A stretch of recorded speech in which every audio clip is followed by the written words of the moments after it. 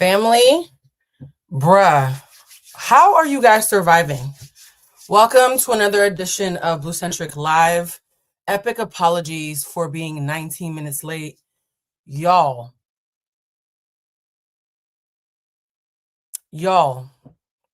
today tried to take me out. Before anybody asks, no, I'm not wearing makeup again. I just threw on a new wig. I pinned it down this time. And just some lipstick. That's it. I'm just wearing a wig and some lipstick. Y'all, I am. Anyways, guys, hello. Let me reset the room. It is Monday, the 10th of November, 2025. Mercury retrograde started yesterday with a bang. First of all, I want to apologize to everybody who suffered at the hands of that glitch that happened, because I set the live to be today, but for some reason it said yesterday, even though I hit today. I know for a fact I hit the 10th. So that was very weird. And so the fact that some of you were in here yesterday for no reason breaks my heart. And I just want to apologize, right? Because there is no safety without acknowledgement. So I want to acknowledge whatever glitch made you guys think it was yesterday, not today. So I feel like I'm not just 19 minutes late. I'm one day and 19 minutes late. So I want to make up to y'all. For those who are asking about the color, the reason why I'm wearing this ginger unit today with no makeup, I really should have worn makeup. This is the thing about red hair. You have to wear makeup when you have olive undertones or you just look washed out. And because I'm not wearing actual makeup, I'm just wearing lipstick, I feel like I'm washed out without it, because I'm going back to red hair for the fall. And I have an install set for right before Thanksgiving. And so I'm trying to get myself used to red hair again. But I forgot how much makeup I had to wear with red hair. Even the lipstick feels like way more than I'm used to. Y'all know I be coming on here homeless in a turban. Okay, this is the problem. Sometimes I moisturize so much I can't open up my lip gloss. These are first world problems. Hey guys, the ADHD. What's the lip? It's MAC. It's a MAC liner called Vine, I think, or a wine or something. It's that dark MAC, whatever. But yeah, this feels weird. I feel very, I don't want to say pale, but I just feel like my coloring is interesting when I'm wearing red hair with no makeup. Red hair with makeup is a look, honey. But without makeup, I'm always like, do I look washed out? Vino, yes. Thank you, Alicia. It's the Vino lip liner. Now today, guys, hold on. Let me make sure I turn on my fan because it's hot in here. Today, we are going to have a particularly long live. This is the kind of live that probably should have been members only, but I feel like I've been spoiling the members so much that everybody else was left out. So members, this is the general one now, but I'm going to do my best to be as honest as possible. I will say this, guys. Considering how Mercury retrograde has already hit me swinging, and I feel like a lot of people are going through this, I've decided that it's confirmed I will be doing a retrograde reading. Oh, the fan is blowing my mouth now. God, everything is weird today. Turn on the fan, it's in my mouth. Anyways, so guys, we are going to be doing a Mercury retrograde reading on Friday. I've decided, because whatever this energy is, it has, not members rise. Y'all are so funny. Whatever this energy is, it has hands, and I personally want a reading. Usually when I do these readings, they're for you guys. I was like, no, I would like a reading. Yeah, I would like a reading on Friday for my damn self. For once, I'm doing it for me. I gotta put me first, Lucius. So we are going to be doing a Mercury retrograde specific reading on Friday. I'm not sure if I'm going back on Carlos's show or not. Maybe, maybe not. I'm not sure. We haven't worked out the schedules. But if I do, it'll probably be another Friday Night Live. For some reason, I really liked our Friday Night Live last week. By the way, if you're new here, hi, my name is Bluecentric. I'm a writer, a social commentarian, a producer, a YouTuber, and an emotional intelligence coach, and also a spiritualist. Please subscribe and like this live. The members in here are trying to get me to get better about saying please subscribe and please like the live and please share it with people because it helps us find new people on the algorithm. I will say this, guys. I've been reading some of the comments lately, and it makes me so happy that so many of you love the community that you have in here. In fact, right before I came in here, I had a notification pop up on my phone. If you're in here, you know who I'm talking about. Someone said, Blue, this one video alone makes the membership worth it. And that made me so happy because y'all know how I'm paranoid about making sure people are getting their money's worth because we're in an age of everybody's grifting right now.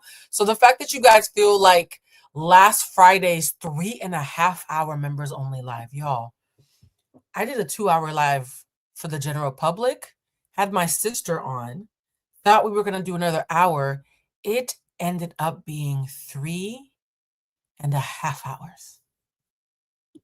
3.5 hours for the members only live after we did a full Hot Topics live for the general public. That's insane.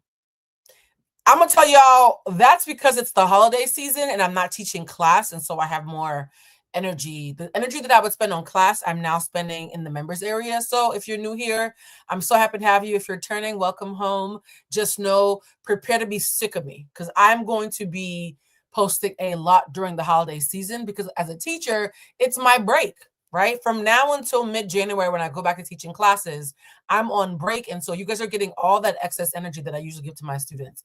Let's read some comments before we get started because I feel like today's topic is Selling Sunset. We're going to be doing a full breakdown of Selling Sunset. And you guys always know, even if, oh, you loved it too. Oh, I love it. Okay, it makes me so happy, especially because considering my sister was on and we were sharing tea about the time that I accidentally started a cult. I can't believe I told that story. Members, I hope y'all appreciate that I be sharing shit with y'all that my friends have very specifically asked me not to. Yeah, you love the surplus. Yes, it was a surplus. So there was a lot of oversharing in the members live, but it's like when you go home and take your girdle off. Y'all know, ladies, I know there's men in here. Shout out to all the male and men identified humans in here, but ladies, you know when you take your bra off after a long day, you feel extra relaxed. That's what the members only has kind of become. And so I need to pull it in a little bit because we were kikiing a little too much. Yeah, we had a time. I went back and watched it like, bitch, you know, this is still the internet. So I need to relax. But anyway, shout out to the new members. I hope you guys enjoyed the fact that I teased you to go over there and y'all got way more than y'all expected. Somebody said, don't pull it in. Y'all are a bad influence. Nah, okay, y'all are a bad influence. No, y'all, seriously. I'm teetering the line. So no, I'm gonna pull it in a little bit. The cult conversation was interesting, though. We also talked about Meg Thee Stallion and Glorilla during the members only live. I'm doing this because I want to make sure I'm recapping for anybody who missed it. We talked about Glorilla. We talked about Keisha Kaur. I think we talked about Keisha K on the main show. We talked about my sister and I. It was so good. Now, let's get right to it. You know, you guys know I like to do about 10, 15 minutes of warm up. It's been about 9 minutes. Y'all, Selling Sunset. Selling Sunset. Let's get into it. Mary on Selling Sunset is a racist, full stop. I'm going to look into the camera and say it one more time because people have been mincing words, especially Amanza. And as usual, guys, don't worry. I don't care if you've never seen the show. I'm going to level set the room as if none of you have ever seen the show. So those of you who have seen it are going to get a recap. Those of you who have never seen it are going to feel like you're watching a really fun story time about complete fucking strangers, right? Mary on Selling Sunset is a modern day racist. That is the staunchly held opinion of Blue Telusma. Full stop, no asterisks. Full stop, no asterisks. So if you are in here thinking that, because you guys know I like to be provocative and ask questions, y'all see how there's no questions in the title of this episode of Bluecentric Live, right? Usually it'd be like, is Mary from Selling something? No. I'm not going to ask you if water is wet. Mary is racist. So if you are going to pretend, if you actually watch Selling Sunset and are going to pretend that this woman is not someone who is harboring and acting on anti-Blackness in a harmful way, you should leave right now. If there is anybody in here who thinks there's room for debate about if Mary is anti-Black, leave right now. This live is not for you. You guys know I'm not a capitalist. I'm willing to lose the money and the views just to maintain the peace of the people in here who are my regulars who I want to keep safe. We good? I'm gonna give it a second. Oh, she didn't try, honey. She got Chelsea fired because I've been doing research. The reason why I was 19 minutes late today is because I was drowning in research. Yeah, no, she didn't try. She succeeded. She succeeded, and that's the allegation of a lawyer said she succeeded in getting Chelsea fired. A lawyer has come out and said that the cast has commissioned me, and there's an NDA that they signed, but I didn't sign one. Oh, we're gonna get into it. We're gonna get into it.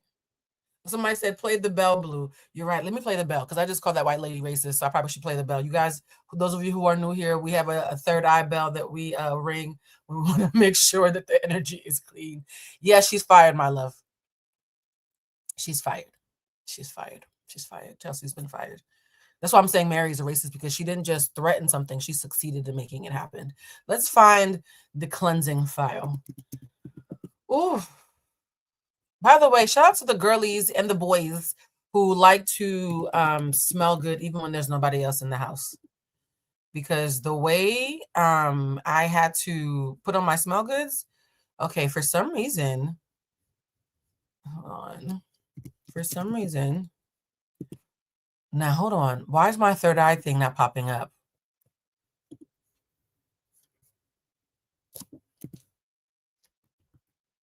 Now hold on, guys. Okay, I can already tell this Mercury retrograde is going to get on my nerves.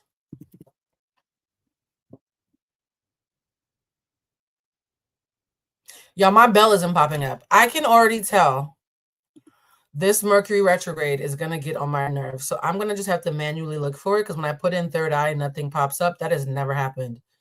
Y'all, okay, yeah, we're definitely, nothing's popping up. My third eye video is completely gone. My cute little puppies are completely gone. Y'all, we need to do a reading and maybe a cleanse. Actually, let me do the spray. Yeah, I know I keep talking about the spray. I think I'm going to probably, my little third eye video really is gone. How is that possible? Y'all, that feels like an omen. Okay, I'm gonna spray. I've never not been able to find my third eye video.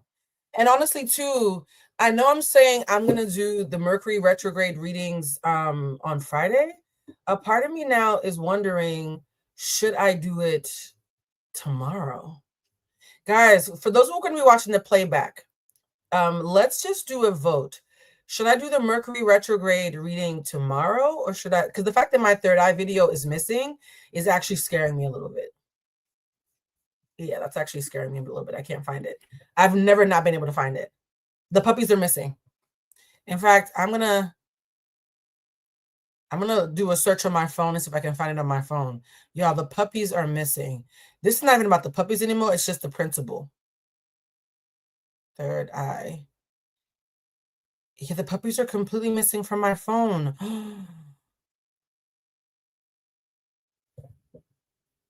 Somebody say, girl, please do it tomorrow. Help us. Help the puppies. Yeah, the book club. Should we wait on the book club? Okay, let's do a vote. The book club was supposed to be tomorrow. What do y'all want to happen tomorrow? Book club on 11/11 or the Mercury retrograde reading on 11/11? I'm gonna make this a democracy. All right, I see book club. Okay. Book club. Somebody said, will it be in addition to the book club? I could technically do both. I'll see how I feel. All right, let's start. We only 11/11. I'll see. Okay, let's do the book club, because I feel like talking about the book. I'm really upset about the puppies, guys. I'm actually about to, give me a second. This has never happened before. I'm about to just go through my my laptop right now, look for the puppies. Mind you, you know what's so funny? It's going to be so anticlimactic if and when I find the puppies. They're gone. My puppies are gone. That makes me so upset. Yeah, it's going to be anticlimactic if and when I find them because it's just a fucking video of puppies, right? I think it's more the emotional thing. Also, too, though, I was cleaning off my phone, so maybe I just got rid of them. All right, let's get back to the regular show, guys. Let's talk about the Oppenheim group. For those of you who have never watched, everybody says the book club is definitely with the chat, though. I'm so excited.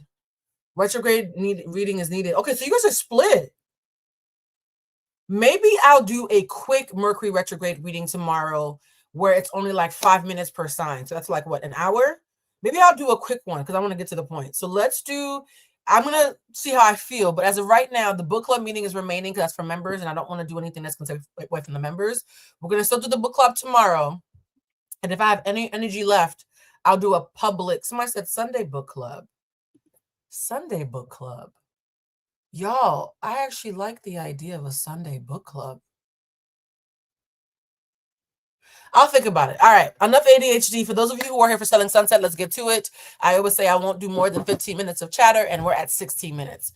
All right, if you are new to the Selling Sunset universe, somebody says Blue between the members. I'm very clear that the members are my faves because the members have opted in to create community. I'm always going to want to feed my community first, right? And that is a great segue to the Oppenheim group, the twins who are the foundation of the Selling Sunset universe, right? This is Jason and Brett Oppenheim. Now, the one in blue is Brett and the one in black is Jason. I can always tell them apart because Brett always looks like he's chilling and doesn't want to be there. Jason always looks like he wants to be seen and he's the shorter one, right?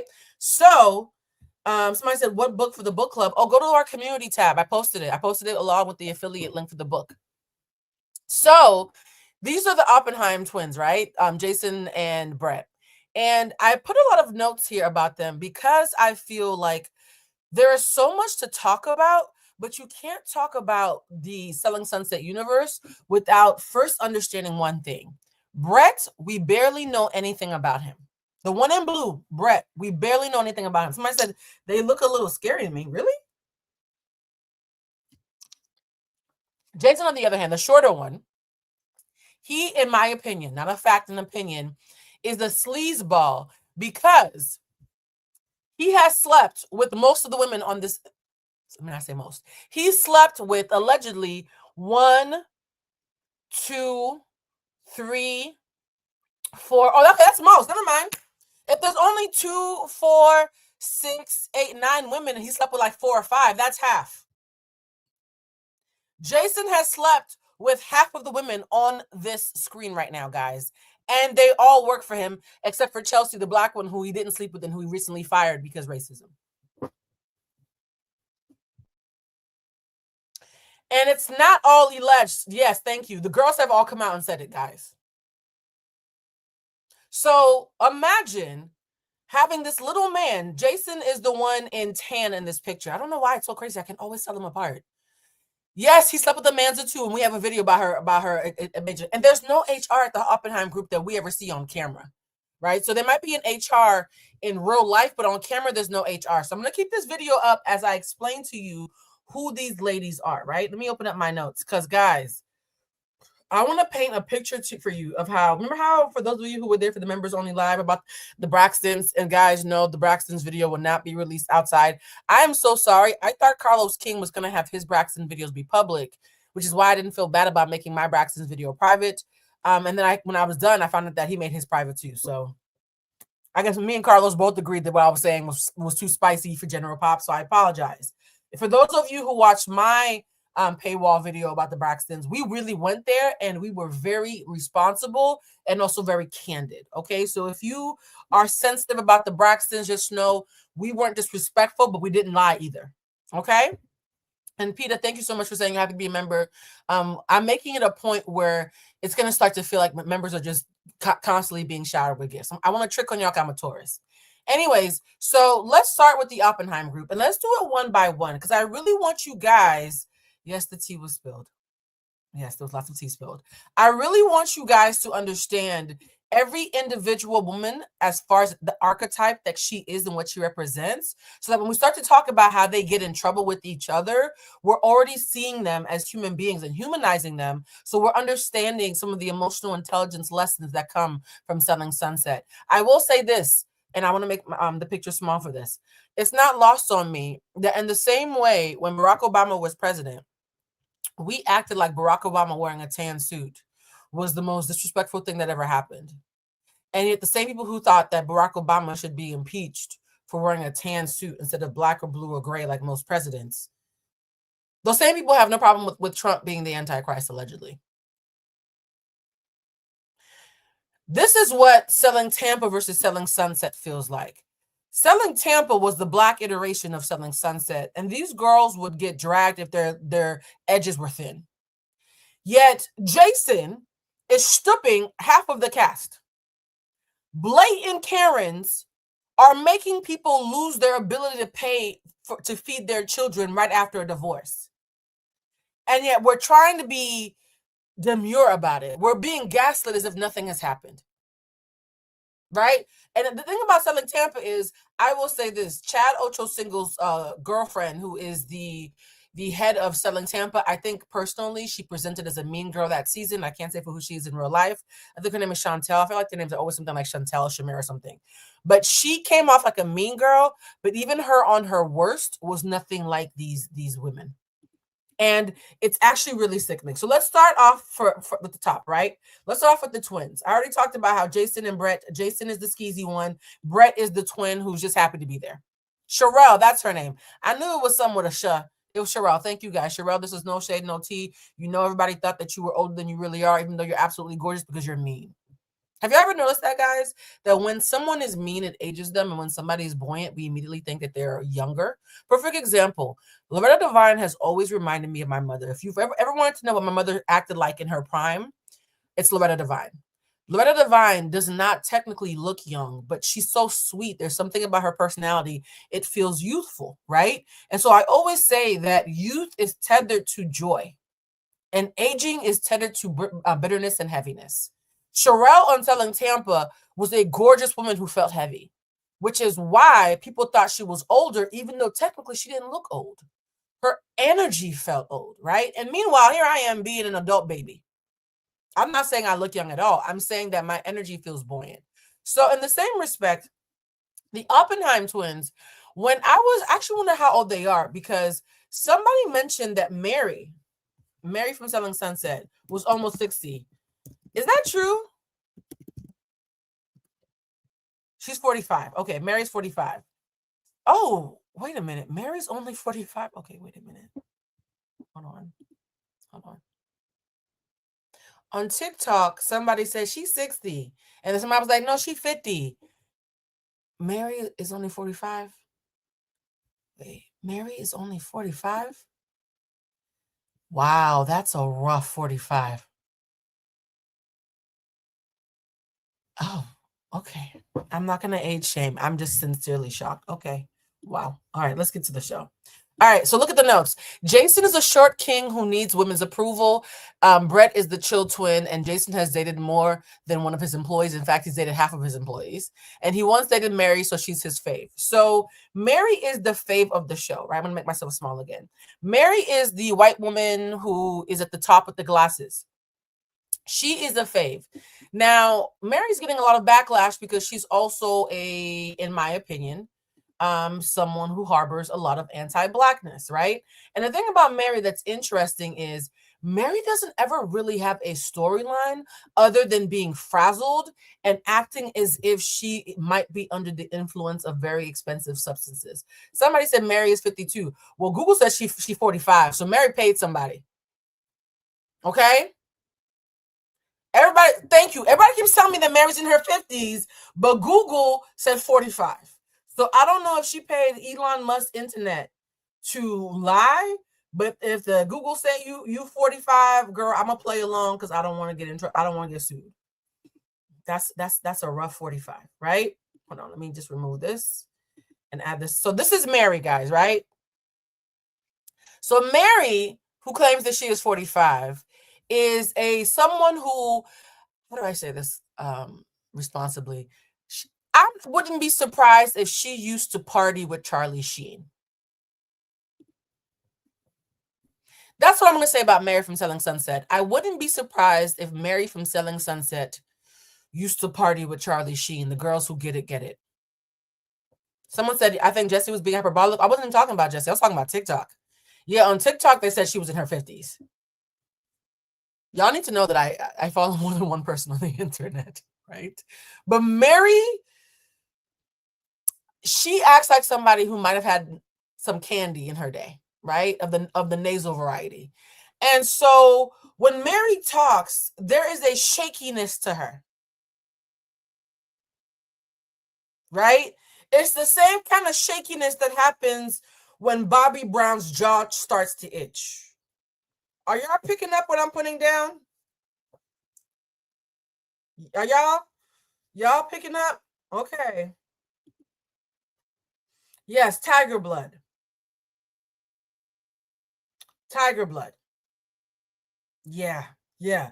So whenever I see Mary, and maybe this is because, you know, I grew up in the hood.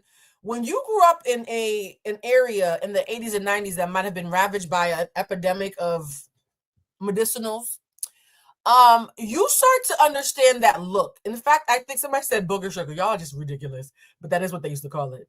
You ever watch Judge Joe Brown? And Judge Joe Brown has this infamous clip where he's talking to this lady, and he's like, "How long you been off crack?" And she like, "I ain't never been on crack." And he's like, "I know a crackhead when a recovering crackhead when I see one. How long you been off crack?" And she's like, "Yeah, I tried a little bit back in the day." And the audience starts laughing because there's a certain aura that people who partake, medicinals is what I like to call them for legal reasons, right? There's a certain aura. So just know that Mary is not just a Karen, she's also a shaky candy energy. Is that helpful? Okay. So Jason, horny little Jason, him and Mary always talk about the fact that they used to hunch on each other. And that, you know, Mary is now dating a younger man.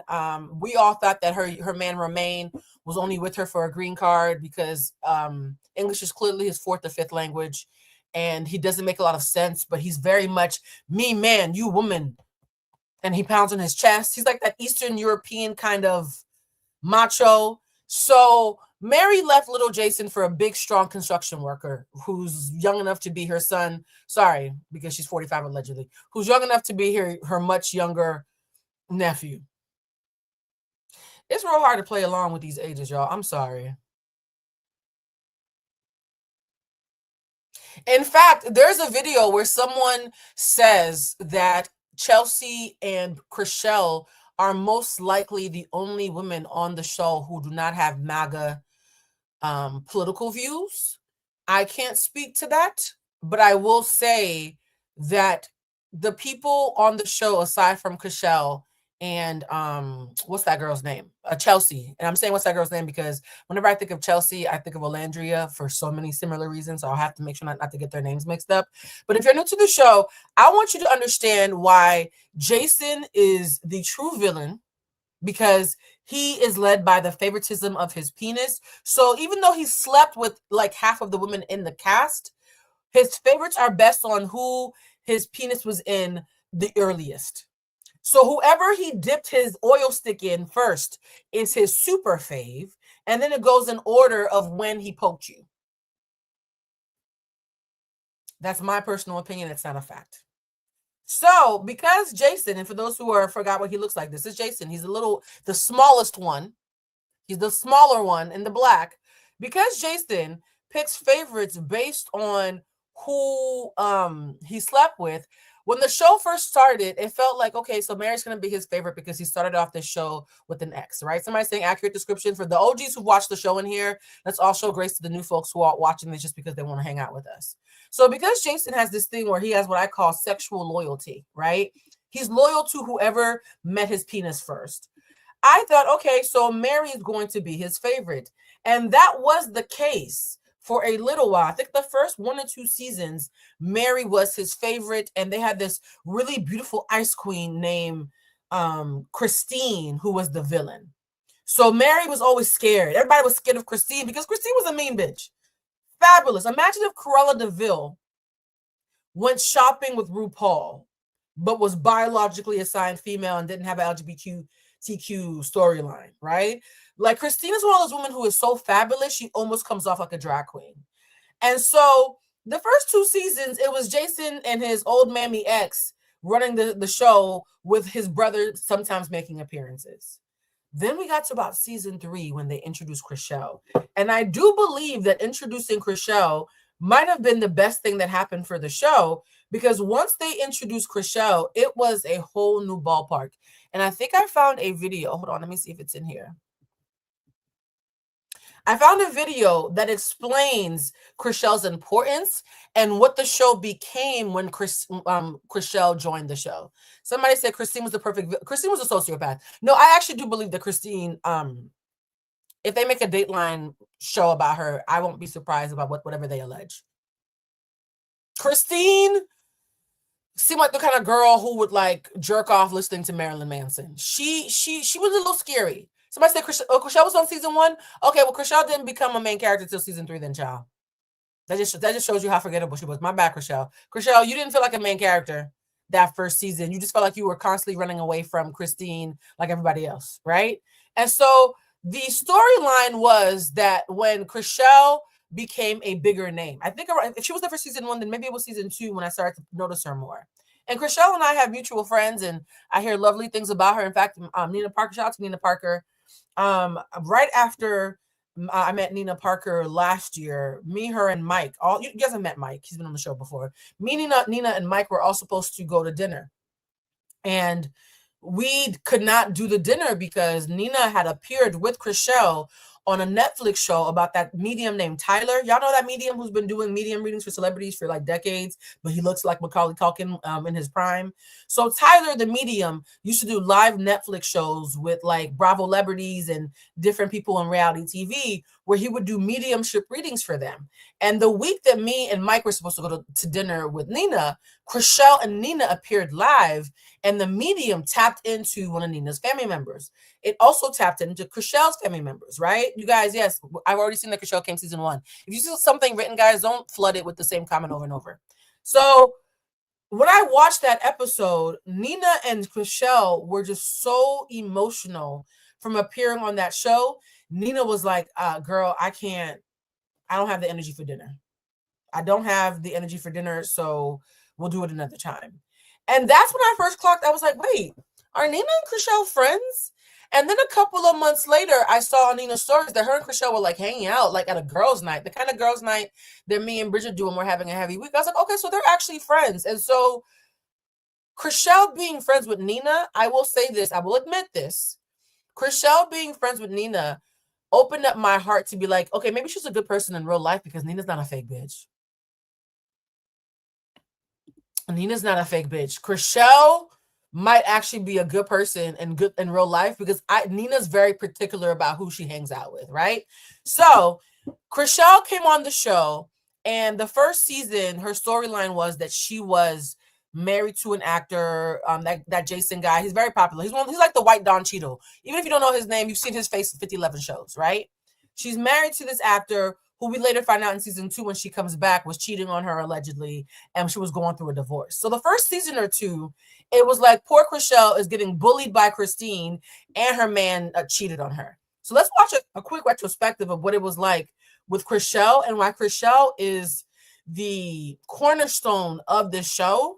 And I fear that if they've gotten rid of Chelsea the way it's being reported left, right, and center, Crishell might be behind her, and if Crishell does leave, the show is over. Let's watch this real quick. An unspoken and underlying issue going on here that I haven't seen anybody mention.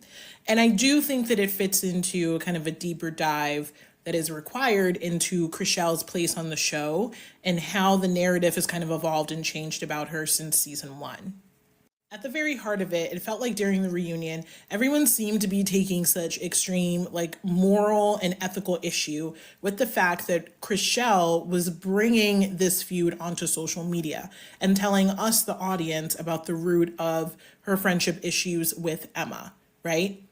Wait, Crishell just announced she left? Okay, the show's over for me. I'm probably never watching this again, y'all, because I fucking hate Brie. I hate Brie. Nick Cannon is very lovely. His sister is always very kind to me whenever I see her at Jason's events. Very, very, very kind woman who is a wonderful casting director who's given a lot of my friends jobs. And still, I've met his other baby mamas, well, one of them, because there's several, and they were lovely. I'm so happy that out of all Nick Cannon's baby's mothers, I did not meet Bree, because Bree, bitch, you are a bitch. If I ever see you in person, let's not even pretend that I like you. All of them seem to feel like that was the entirety of Crishell's like transgression towards Emma, and Emma was able to essentially like victimize herself. So guys, we're going to get into this later. Emma and Crishell are no longer friends, even though they've been besties for several seasons, because Emma is dating MAGA. Emma is dating a MAGA from Florida who uses the N-word, allegedly. Over that, instead of the ways that Blake's behavior has made her look bad. In order to put it in perspective, we need to go back to our roots, because at the end of the day, Crishell, in a lot of ways, is the main character of Selling Sunset and has been the main character since season 1. This has evolved over time and it's become way more of an ensemble. But when you look back to what we were introduced to, she is the center, she holds the key. And why? Because shows like this need somebody to kind of guide us into the new world and the new space that we are entering. And at the time, Crishell was the most well-known person amongst these women. Yeah, she was. It is what it is. She was. Now, I knew who Crishell was because, one, I grew up. Oh, so this is White Don Cheeto, y'all. My bad. This him. We all know this man. Nobody knows his name. Everybody knows his face because he's in everything. Watching soap operas, and 2, I knew her husband at the time. Justin Hartley was on Young and the Restless, which I grew up watching. He was on This Is Us, which at the time this show started was... This Is Us is the only reason I know him. Shout out to Ryan, Sterling K. Brown's wife. She's such a lovely person and a big supporter of mine, and I appreciate her so much. But yeah, he was on This Is Us, and that's probably and still on that show, I still called him Sterling K. Brown's white brother, y'all. I'm sorry. I'm never going to know this man's name. You don't even have to bother writing in the comments. I'm not going to remember it. It was like the biggest network TV show on air. Like, it was a sensation. Everybody on that cast became super famous. Anyway, Crishell's role and place in the show was to be the new girl that was entering this new space. And she was positioned as, I want you to think of it as like Mean Girls, right? Yeah. Because Selling Sunset is not a regular reality show. We have strayed really, really far from the days of the real world, right? Selling Sunset, somebody said on the last video that I posted that in a lot of ways it's a little bit like a soap opera, which is why Crishell's entry into the show is like so seamless, because she has so much experience in the soap world. But it is a lot like a soap opera. It's a little bit like The Hills. It's not supposed to be so rooted in reality. Now, here's the thing, guys, and I want somebody to do a documentary about the music on Selling Sunset. Have y'all taken note of the music on Selling Sunset? In fact, it's become so satirical. Do you know that SNL wants to skit on it? I wanted to put it on here, but I didn't want to get a copyright strike. The music on Selling Sunset is aggressively generic. Like, you'll see a beautiful Malibu house, like on a cliff somewhere, with a wolf howling in the background towards the moon, and the music will be like, yeah, yeah, yeah, yeah, yeah, yeah, yeah, girl, dance, girl, I'ma smack you in the face and bend you over backwards, yeah, yeah. And you're like, what? Why? What's happening? What is happening? Why is this so aggressive? Imagine if a cokehead was singing the overhead music at H&M. It's like really aggressive retail music, right? Like it's very a lot. There'll be times where I'll be playing Selling Sunset while I'm doing admin work, and I'll be like, yeah, kick him in the face, yeah, sell a house, bitch. And I'm like, whoa, wow, okay, you know what? Just show the house. How many bedrooms and bathrooms? Because what is happening right now? Is this because I'm psychic, or is it because I'm neurodivergent? Does nobody else find the music on Selling Sunset incredibly generically aggressive? Please go watch any random episode and listen to the music. We're bad bitches and we have our titties out at the showing. And they're like oddly specific to what's happening. It's very weird. It's very bizarre. So remember that show?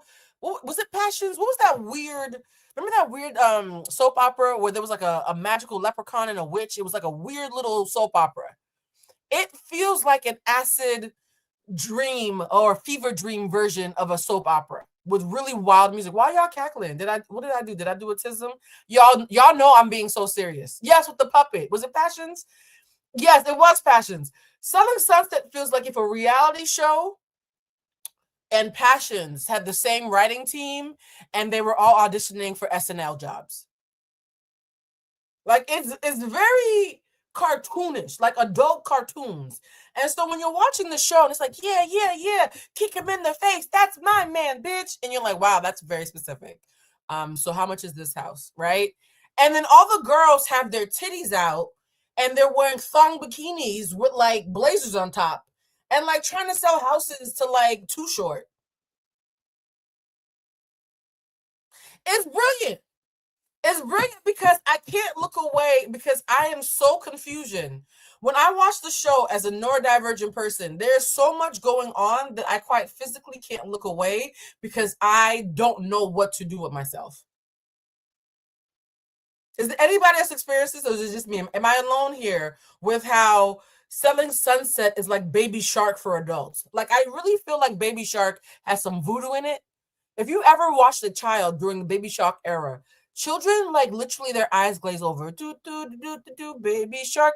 It's the same thing when women over 30 watch Selling Sunset.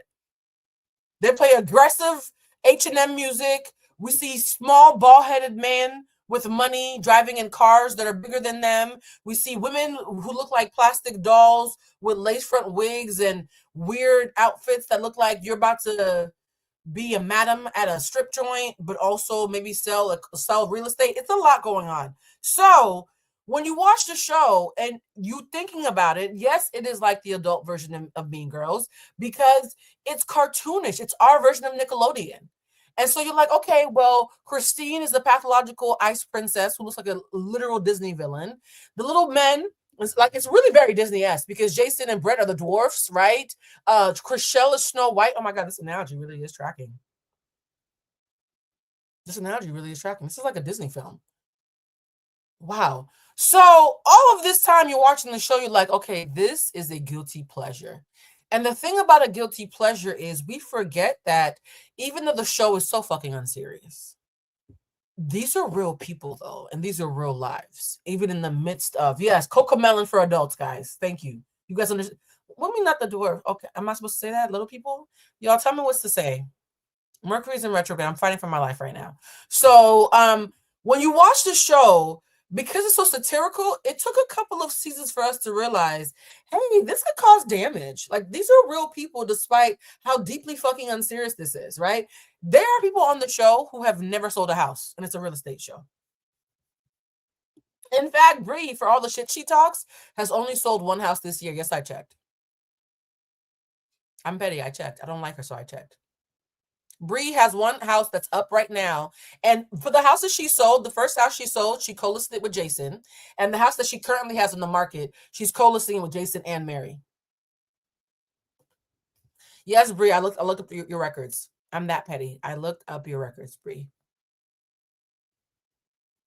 Just saying. You're talking a lot of shit for somebody who only sold one house.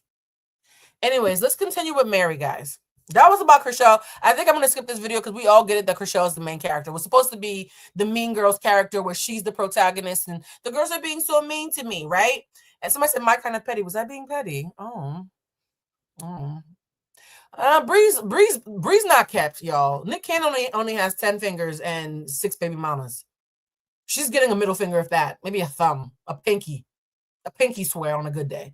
So Bree is someone we're going to talk about in a second, but I want to go in order of how long each person has known Jason's penis, because apparently that's the hierarchy that the show ranks the women's value on. Not their intelligence or their ability to be competent at their job or their star power. It's clearly based on how long has it been since you sniffed Jason's peen. Shout out to the Mental Millennials Barbie Dreamhouse Adventure for Adult Millennials. Absolutely. So now Mary, right? Shaky Mary, right? I used to hang out with Charlie Sheen and Mary, allegedly, in my opinion. Mary, if you look at my notes, it says Mary's a medicated Karen. Yeah, I stand behind that. And Mary does not like Black women, but she does like racially ambiguous women. Now, here's the thing that's always so interesting why people like Mary. People like Mary tell themselves that they're not anti-Black because they will find the most extra cream in my coffee, one splash of coffee, Black person possible, right? They'll find somebody who's racially ambiguous and they will call that person their best friend. And they'll be like, what do they always say, boys and girls? I can't be Black. I can't be anti-Black. My best friend is Black. And enter Amanza. Amanza is Mary's best friend of 24 years. I'm going to put her on the screen. This is Mary's best friend of 24 years. We all know this biracial girl, the one who has heat damage because she's been straightening her hair every day since the 3rd grade, and Black guys like her, but she wouldn't mind a white, but that's because the white boys don't want her, and she has lots This of man needs to be white stopped. friends. Jason needs to be stopped. It came And for those who are saying, well, Amanda didn't sleep with Jason, she's just a day one of his homies. No, guys, Amanda slept with Jason, and here's a receipt. out during the reunion that he's also hooked up with Amanza in the past. And it's just weird to me how Jason hires all these women and the amount that he's like hooked up with or been in a relationship with, and like he wants all of them to be friends and get along. Like, it's very weird. It's very strange. Imagine your best friend of 24 years is working at a real estate firm, agency, whatever they call it, with a man who is her ex, and you've all known each other for 20 years, and you end up stooping him too. Somebody said Jason has more bodies than the morgue. Yes. Yeah. So I'm gonna play the video of Amanza again. This is the woman, the Black woman, and I'm not saying Black because I don't believe she's Black. It's not my place to take away her identity. I'm saying Black because this shows you the type of Black woman who someone like Mary would call a best friend. Right? This is as Black as Mary can take it. This is as Black as Mary can take it. And here's the thing about Amanza. God bless her. Amanza is the worst dressed woman I've ever seen on reality television. Well, no, that's Giselle. Giselle still looks like an ambassador for Claire's. But aside from Giselle, Amanza is the second worst dressed Black woman I've ever seen on reality TV for more than one season. And her fashions are so tragic. There's been several years where that was her only storyline, was how bad she dressed.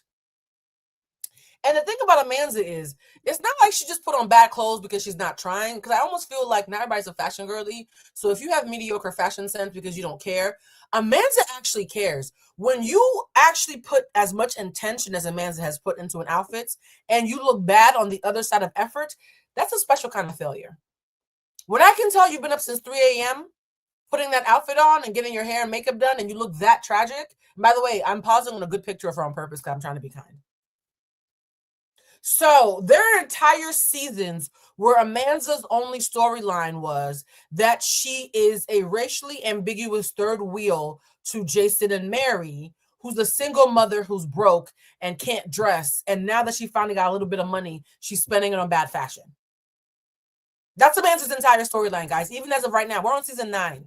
We're on season 9, and Amanda's storyline is still that she's a downtrodden, racially ambiguous single mother who's best friends with a racist and used to sleep with the other racist. Yeah, that's rough. Amanza, that's awkward, huh? So, Amanza was the only... Oh, yes, she's also an amazing artist. It turns out that while Amanza can't dress, pay her mortgage, or sell a house, she can splatter paint really nicely on a canvas. I'm not being dismissive. It does look like masterful splatters. What do they call them? Jackson Pollocks. So Amanza, the only thing that Amanza's ever done that I can even pretend to respect is paint. So she is a great artist. She can't form a sentence. She doesn't know how to be a good friend. She doesn't know how to communicate. Did I mention she can't dress? Because I don't think you guys truly understand how deeply offensive I found Amanza's clothes for the last like 5 years. Yeah. And for those who think, Blue, you're being mean. No. I'm not being mean. There've actually been entire years where the fan base felt as if we were being abused by Amanza's clothes. Amanza will show up to a, let's say, Outcast wants to buy a mansion. Amanza will show up with an eye patch, with a parrot fucking jacket, with a wooden leg, talking about this is fashion. Like, it's that bad.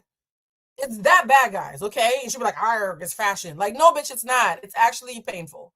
So I'm actually, somebody says I'm here for this dragging. Am I dragging, or am I just like looking at her? Okay, because I stopped it intentionally on a good picture. If I wanted to be mean, guys, and I considered it for a second because it's Mercury retrograde, I would just pull up pictures of Amanda's clothes and not say anything and just sit here for 20 minutes letting them play on the screen. I could just say nothing and just have her outfits on the screen and let y'all do the obvious, right? So this is actually the nicest iteration of what I can say about Amanza. Now, here's another thing about Amanza. When you are the broke biracial in a room full of rich whites, you learn to be a people pleaser for survival and also, you know, rent payments, right? When you're surrounded by rich whites and you're seen as the broke single mother friend, again, guys, aside from her fashions, that is her only storyline. I've known Jason for a long time. He touched my wobbly bits a couple of times after he touched Mary's, and I'm a single mother who needs some money to pay my rent. By the way, look at my outfit, or please maybe don't, right? So because Amanda's storyline has centered around the fact that she is a digestible version of Black, I want to make sure that you understand the reason why, because you're like, Blue, Amanda was barely on this season. Why are you focusing on her?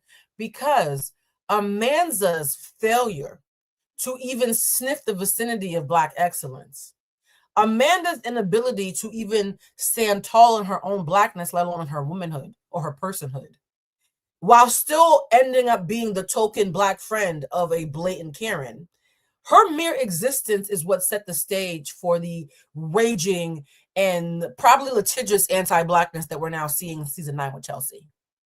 What everything that Amanda isn't at all, Chelsea is tenfold. I'm going to pause so you guys can breathe on that for a second. Everything that Amanda isn't, Chelsea is tenfold. So if you, perfect example, I have a printer in my living room that I print my orders on. By the way, thank you guys for buying the candles and the spiritual baths. Bluecentricshop.com/shop. Buy my candles. Because you know I have to plug because I'm really bad at plugging. I was printing out a bunch of orders today, and I was like, is it me or is this paper looking off? And I realized that the ink must be low because the pages were coming through very faint. But because I am slightly overwhelmed half the time with work, in the same way that when your gas tank is on empty, you probably know your car well enough to know empty means I have 10 extra miles. I waited an extra 2 or 3 days before I actually changed my ink cartridge. Didn't think anything of it. This morning, I was like, fuck, now there's lines on the thing. I got to change my ink. I changed the ink cartridge and put in a pure Black ink cartridge for the first time in a month. Do you know the first printing page that I saw after spending several days bullshitting with the half empty cartridge? It actually stunned me how Black and how perfect and how crispy and how professional the pages looked. I forgot my printer could even print like that. I was so used to a half empty Black cartridge of ink. When I finally pull a full cartridge of Black ink in the printer, it stunned me how high quality it was. Do y'all see where I'm going with this? Amanda is the empty ink cartridge when it comes to Blackness or excellence or competence. Chelsea is a full fucking cartridge. Make sense, guys? Let them use you. Make sense? And so, if I can be like, damn, bitch, because I was on the verge of buying a new printer, y'all. I got so used to the empty cartridge. I was like, my printer is old. I need to get a new one. Now I'm like, bitch, no, you just didn't understand that the thing needed to be filled up. So, and this is not a read, y'all saying it's a true read. It's not a read. I'm just paying attention. I'm just watching the show. On a show where Amanda, this woman, okay, this woman with the heat damage is the only symbol of Blackness we've had for several years. Imagine how they reacted when they saw this beautiful, dark-skinned West African Black woman with a billionaire husband and a British accent. Boy. Imagine to go from Amanda to a Black Brit with a rich husband and high, fresh titties. Come on. I'm Black myself, and I probably would have fucking coughed a little bit. Like, oh, shit. Oh shit. Okay. How do you go from? I was gonna say something mean. You see how I caught myself? Look at me self-policing. I'm so proud of me. How you gonna go from That's So Raven to Wakanda? Right? How do you go from Raven Baxter to Wakanda and not think somebody's gonna be like, damn, that's black? It's like, wow. I forgot. I didn't realize y'all came in that font, right? So here's the thing, guys. Amanda is gonna be probably where we start off the story about how this season went left, because the season started off cute at first. And the thing about Amanda and Crishell is Crishell was friends with Amanda, but when Amanda saw that Jason and Crishell started dating, because around the third season, after the divorce, after White Don Cheadle slept on behind Crishell's back with her friend while she was filming the show with the Barbies and the Bratz dolls and them, Crishell came back second season trying to find herself, and by the third season, it was her turn to smell Jason's peen. Right? You got to sniff the tip apparently to work at the Oppenheim group allegedly. So when Crishell started dating Jason, you could tell that Jason had liked her the entire time, and he was so excited to finally get a chance. Yeah. Oh yes, I forgot to mention, Chelsea showed up black as fuck, beautiful as fuck, high booty, high titty as fuck, moisturized as fuck, with a rich white husband. Bothered. Do you understand me? The girls were bothered. And guess who introduced her to the show? Supervillain Christine. So when the baddest bitch on the show, as far as white womanhood, introduces the baddest bitch on the show as far as black womanhood, everybody wanted to pee on themselves. I promise you, they probably wore diapers the first 2 or 3 episodes with Chelsea. You understand me? They probably wore diapers. And what's interesting is, and I find this very interesting, we always joke that if you look up the licenses of the women on the show, most of the women on the show don't have a license, or if they do have a license, they've never sold a house, or they can barely sell a house. To this day, and this bothers me so bad, Chelsea is the only person who's ever been on that show who was told, we won't hire you unless you sell a house first. What did Olivia Pope's pappy say? You gotta be twice as good to get half as far. You have women like Brie who on season 9 were third tier on a list of co-listed, was the third co-list name on selling one house this year. But Chelsea had to sell a whole house just to get a seat at the table. To this day, she's the only woman we've ever seen on the show have to do that. To this day. So let me be clear, guys. The anti-blackness started early. Mary's sitting there shaking, right? Talking in italics and shit. Just shaking. Crishell's just crying because she's a cancer and she's cute and her white Don Cheadle done broken her heart and now she got to sleep with Jason. Poor Crishell. She's going through enough. I can tell she actually thought she liked him because he probably love bombed her. Right? Romaine, Mary's husband, is just happy to have a green card. Christine's on her way out because she done found another rich man to marry and she don't even need the show no more. And the other cast members, who cares? Right? So for Chelsea to be this much of an asset and be treated so poorly, why are you guys yelling for help? What I do? Y'all, this is okay. When y'all be asking me to review these shows, y'all know this is the only way I can do it. Y'all want me to go back to tarot? Because this is how I talk. Okay. So the minute they said Chelsea could not join the cast unless she sold a house, I said, okay, so the hard ER, huh? Just y'all gonna start this with the hard ER. Got it. Now, Emma. I'm gonna go through all the girls, guys. I'm gonna put a picture of them back up. I'm really looking at this picture of Amanda. Emma is like a baby giraffe learning how to use its legs. She's just all leg and limbs. Imagine if you had a Barbie doll that was just limbs. Okay, she's like a crane. It's just lots of blonde hair and arms and legs. I'm not even sure she has a torso. So Emma's like, she kind of looks like a giraffe too. She's not ugly. She's the kind of girl who you're like, oh, you have to be a model.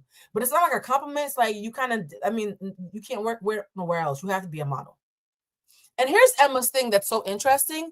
Emma's only goal in life, from what I've seen, is to sell vegan empanadas and marry a rich man. That's her only goal in life, is to sell vegan empanadas and marry a rich man. Of those two objectives, which one do you think is more lucrative? Because I find it funny. Don't nobody be eating them empanadas on that show. If I was on Selling Sunset, there'd be candles in every fucking shot. There'd be spiritual baths fucking wafting from every bathroom, right? How is it that you sell empanadas and we don't? I think I saw somebody buy the empanada once in the show and they made a face, and we ain't never seen the empanadas ever since, y'all.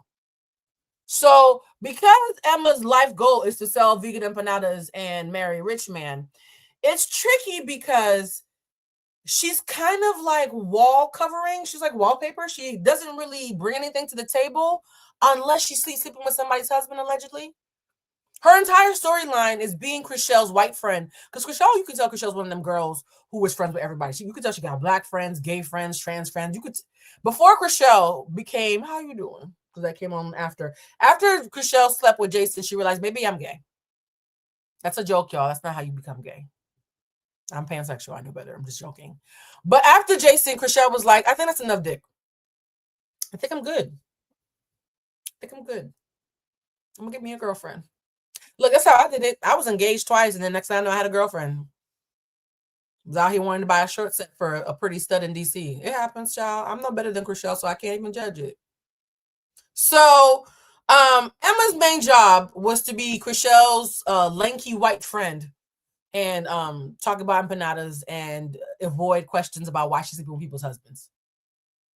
That's all Emma's ever done on the show.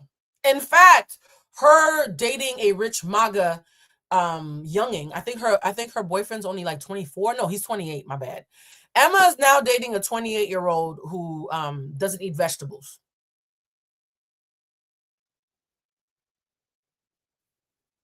I'm sorry, I had to pause on that. When he met Crishell, when Emma's new man Blake met Crishell, he told Crishell and Chelsea, "I don't eat fruits and vegetables." And all I thought about is his pee must be like battery acid. And I'm saying that because this is me sharing a quick story time. A couple years ago, when I was in between lovers, I had me a little maintenance man. We all grown. We know what a maintenance man is. And he was coming over at 2 a.m. because I needed some maintenance. Mind your business. And he came over at 2 o'clock in the morning. And in this house, I have a 2-bedroom, right? So I have a bedroom. I'm sorry. I have a 2-bedroom, 2-bathroom. So I have the bathroom near my bedroom, and then I have a bathroom near the front door. Most people use the bathroom near the front door because there's always candles in there. I have a black bathroom, guys. I love black bathrooms. So it's like a black bathroom. The lights are always dim. There's always candles. There's like a little pink little chair to sit on. It's really fluffy, and it's very feminine, okay, as a girl. So he was like, I have to go to the bathroom real quick. And I'm like, okay, I'm about to get my black phone out. Yes. He goes to the bathroom. He goes into the bedroom. And he has to take a call. While he's taking the call, I decide to just walk around the house. You know, when you're of a certain age, you make sure the doors are locked, you make sure the stove is off. Am I the one who does that at night before I go to bed? So I'm just checking around the house, and I see he didn't flush the toilet. I walk over, y'all. I shit you not, and I've mentioned this at several dinner parties. It looked like there was apple cider vinegar in that toilet.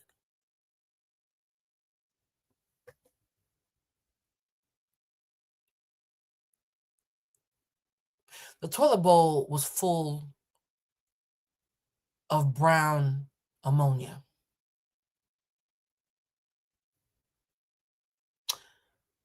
And my first thought was, he's not putting that in me. The way my pH balance is set up, I think the fuck not. When I tell you that man was out of my house within 7 minutes, I know it was within 7 minutes because it was 2:20 something when I saw the pee, and by 2:30 he was driving off texting me profanities. If brown stuff comes out of your penis, we ain't got no business. So when Blake said, I don't eat no fruits or vegetables, I was triggered. Somebody said looking like the Junior's lemonade. Yeah, I was triggered.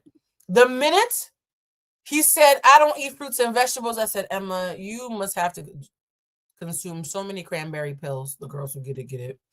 So yeah, Emma, you're dating a 28-year-old who has an empire because his parents like they helped invent microwave popcorn or some bullshit.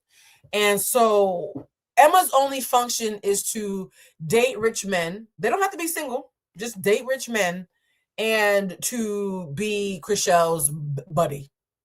So the only reason I ever fucked with Emma is the fact that she was cool with Crishell, and Crishell seemed to be on the right side of history most of the time. Right? Now, here's the thing that's tricky about Crishell, guys. My friend Rosa Acosta, shout out to Rosa Acosta, loves animals. And she's always saying, Blue, if you get a dog, make sure you get a dog from a pound. You make sure you're a foster parent because there's all these designer dogs, but so many dogs need homes. One of the things I recognize from when I've gone to those like pounds for puppies and stuff, there's always these dogs who've been abused. So when you reach over to hug them, they wince, right? A dog that's been kicked and abused will always wince when you reach to hug it because it doesn't know what safe touch feels like. I really enjoy Crishell on the show, and she tends to act like a pound puppy sometimes. Crishell has been so heavily abused in her marriage, on the show, by life in general, that now that she's finding her voice, sometimes it's giving a little bit of a chihuahua energy, right? Sometimes when you fuck with Crishell, she's a little bit extra with standing up for herself because she's just figuring out how to do that. And I'm giving her grace for that because if you have laryngitis, that first thing you say, you sound like a bird because you haven't talked all week, right? When someone has laryngitis, it takes them a while to find their voice. Crishell was a victim on the show for so long. Now that she's found her voice, sometimes she accidentally screams in moments where talking would have been okay. However, I really, really, really want to applaud her efforts because we're about to talk about the scene that set off this entire season into the hot mess express that it is now. And the season started off on a note that at first blush looked like it was Crishell's fault. It did. I'm not even gonna hold you. Even though I really, really enjoy Crishell, the way that she showed up during the Friendsgiving scene was so extra. I was like, bitch, is you okay? I like you. Why are you making me look at you like this? Like, calm down, bitch. But I was like, Blue, she's been abused. You know how people who've been abused act. So guys, we're gonna watch a video because now I feel like, you guys, before I move on, have I, not motor oil piss, y'all about to trigger me again. Have I made everybody who doesn't watch the show feel like they know these characters, right? I have the picture of it, make my face small. Crishell is the one, the pretty lady to the, well, I don't know which left or right. See the little man with the tan suit? Crishell is the girl next to him, right? So Crishell is the main character. Mary, the Karen in the middle with the glasses. Mary is the one who is the Antichrist for this live. Underneath Mary, the woman with the curtain bangs and the white top, the off-the-shoulder white top, that is poor Emma, our little baby giraffe gazelle who just wants to find her a sugar daddy, heavy on the sugar, low on the daddy. Then we have Amanza, strong face but beautiful Amanza. She's the one who is on the side of the other little man. The bitch with the red lip is Brie, the anti-black Kardashian remake. The black queen at the bottom who's been fired is Chelsea. Let me see. Let me remove motor oil piss so y'all can see the rest. The girl at the bottom near my face, she don't matter. The girl who's at the very top of the left, right? That is Sofia Vergara's cousin. The reason why we know that's Sofia Vergara's cousin because that's all she ever fucking talks about. Her only plot is I'm Sofia Vergara's cousin, and you're supposed to fall for my uchi cuchi coo. I'm so Latina, I'm so hot, I'm so spicy, I'm so Colombian. The shit didn't work. It did not work. She wanted to be a sexy, spicy Colombian and name drop her cousin, and nobody gave a fuck. Okay? So now that you guys have seen who the cast is, let's talk about. I want to check in with you guys. For the people who are new here, does everybody feel like they're caught up on the characters before we get into all the mess? I spent a full 45 minutes. Oh, yeah, and Alana is the one next to my face. Don't nobody care about Alana, respectfully. Nicole. Oh, we're about to get into Nicole, yes. So here's the thing that's tricky about Nicole. Under Crishell and Jason, right? Because Jason's wearing the Barack Obama tan suit. The lady in the really amazing blonde bob. That's a really nice bob, y'all. That is Nicole. Nicole is what I call karma. Nicole is nuts. Like, Nicole is crazy. Again, if they were to do a Dateline expose that they found skeletons in Nicole's basement, I would not be surprised. She's like Tiger King crazy. She's the kind of person who would like commit a crime, but it'd be a really fascinating and slightly funny docuseries. You know when you be watching docuseries about heinous shit, but the person is just so wild, you almost chuckle and you feel like, oh God, please don't send me to hell for finding this funny.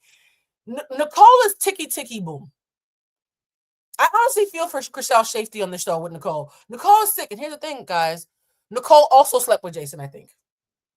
Allegedly. Oh, bon Dieu. Who has not sniffed this man's penis? At this point, I would like to see it. Like, what I want to know. Okay. Either Jason has a really beautiful penis or he is delusional. Because I would be embarrassed to have this many people at my job know what my private parts look like. Oh, I'm shiny. And I'm not wearing makeup, so that's probably why I'm shiny. But, like, no. The fact that Carol Baskin, yeah. Yes. Nicole is Carol Baskin. Let me make her big again. Nicole is Carol Baskin. Kooky, great entertainment value, and I would not be surprised if there's a crime that she has not been caught of doing yet. Okay? The only person here who I think is on the right side of the law outside of Crishell is Chelsea. I think every single other person, like I could see Amanda doing tax evasion just because, you know, taxes mean that she would have to give up some money and she doesn't have much. I can see Sofia Vergara's cousin. Maybe she worked. Actually, let me stop. I was about to say something ignorant. All right, let's talk about the scene that set off the season. And that is, so Jason is a hot potato? Yes, Jason is a hot potato. He's a doorknob. Everybody gets a turn. The scene that really kicked off the season in high gear was Friendsgiving. Amanda, the person who is friends to everybody and therefore friends to nobody, right? Oh, who is Sophia's cousin? Sophia's cousin is the lady in the top left with the dangly earrings above Brett. Brett is the non-problematic twin that we know of. And somebody said Jason's worth $50 million. That's why. I will say this, guys, and I don't mean to make you dizzy. When I was looking at the records, even though Chelsea's license lapsed in June, which is why she was fired, because if she was still a broker, she would need her license, and Chelsea doesn't play that shit. So the fact that she's let her license lapse is one of the reasons why we all think that she has been fired. And it's all been confirmed damn near by other people at this point.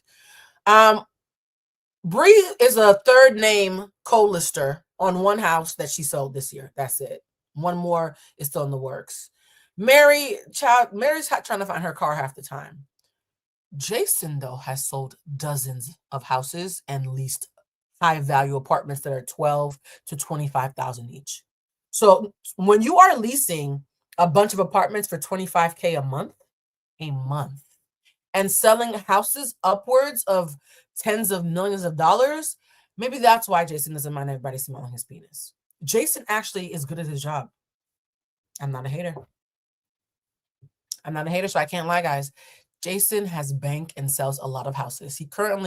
We're in November. He's currently sold several dozen houses this year. So the man might not be great at, I almost said pussy management, penis management, but apparently he's excellent at selling homes, right? And so probably to me, the most touching part of the season, and which ironically made me think, is this going to be a boring season because everybody's going through it, was when the fires happened here in California and everybody put their stuff aside to come together to help people who were affected by the wildfires find housing. They all came together and they got supplies. They were donating to charity. It was a beautiful moment. It was a beautiful moment to see how the Oppenheim group came together to help the people who have lost their homes in California. Right after that, though, Amanda decides to throw a Friendsgiving. Now, the Friendsgiving I already knew was going to be some shit because Nicole, the one with the bob, make it big again, Nicole with the bob, the blonde bob, and Crishell don't get along. Why don't Crishell and Nicole get along? Because Nicole's like, bitch, I've been trying to get on this show for years. I actually worked with Jason and I smelled his penis before you. But just because you're sleeping with the boss, just because it's your turn to sleep with the boss, you're getting the one to be the star of the show. You're the one getting all the listings. How dare you, bitch? So basically, it was a cat fight, right? And I want to say this, that I want to shoot Nicole some bail because Jason having inappropriate relationships. Who's Amanza? Girl, you must have missed the whole beginning. We did a 20 minutes thing on Amanza. Somebody in the chat help the people who are late. But it is normalized at the Oppenheim group for Jason to be unfair to others because of his pet of the moment, right? To the point where many people have talked about how Mary, the Karen with the black glasses, that's why I showed this picture, because it has Karen, it has her with her black glasses, so you can tell her apart from all the other white women on the screen. Mary has always had an inappropriate relationship with Jason. And so when Nicole came on the scene, I think she thought, okay, here comes Crishell being the next fucking Mary. Right? When am I ever going to be able to sell a house? Because this man keeps sleeping with people and giving them all the good listings. And so she immediately had heat for Crishell. And Crishell's like, I've been getting bullied for 3 years, and my husband cheated on me with my friend, and my bully finally got fired, and now it's my turn to sniff Jason's penis. I'm going through a lot, bitch. Not too fucking much, ho. So I actually understand both sides. I understand Nicole's frustration with Crishell. I understand Crishell's frustration with Nicole. But here's the thing that's wild, though. Nicole is crazy. Nicole is nuts. And so even though Nicole had a reason to be frustrated with Crishell, the fact that she's batshit crazy kind of made it hard to, yeah. And so at one point, Crishell and Nicole are arguing, and Crishell states the obvious. Nicole, are you on drugs? Because you're nuts. And when she said it, nobody gasped. Okay? There was no gasping. We were like, no, Nicole is nuts. And Crishell has finally said the thing, right? I would not be surprised if Nicole also used to hang out with Charlie Sheen back in the day, allegedly.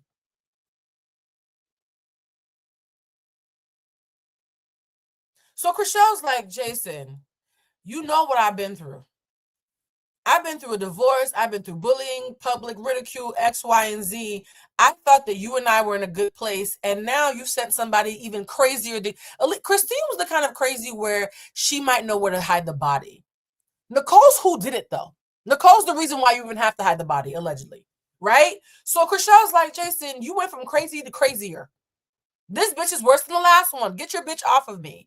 And per usual, Jason just kept on being toxically positive. We're all one big family. By the way, if you work at a nonprofit and they call you a family, they're about to not pay you. Life hack.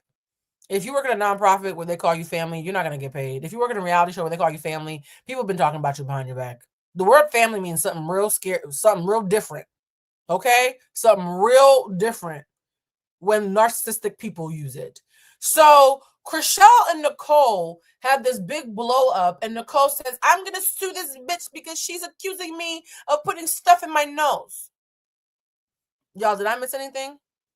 For the folks who watch the show, did I miss anything encapsulating why Nicole and Crishell hate each other?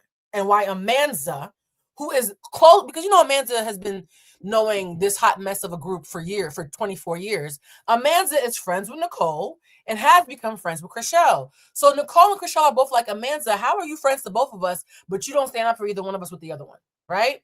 And so when Amanza has Friendsgiving, oh, hey, Brianna, what's up, my love? When Amanza has Friendsgiving and invites both Nicole and Crishell, I'm like, oh, so this is how we start the season. You guys, I spent a full fucking hour. It's been 60 minutes exactly since I started this recap of all the characters.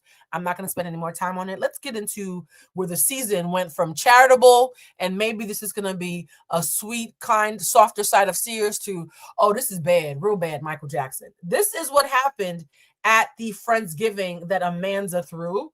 And of course, Amanza had bad fashions. Amanza's outfit fell apart as people were walking in.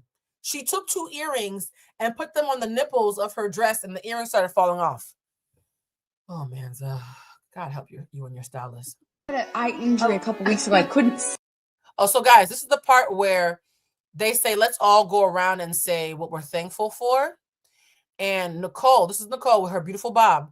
Nicole says, I'm thankful for my eyesight because I was having eye problems and I couldn't see.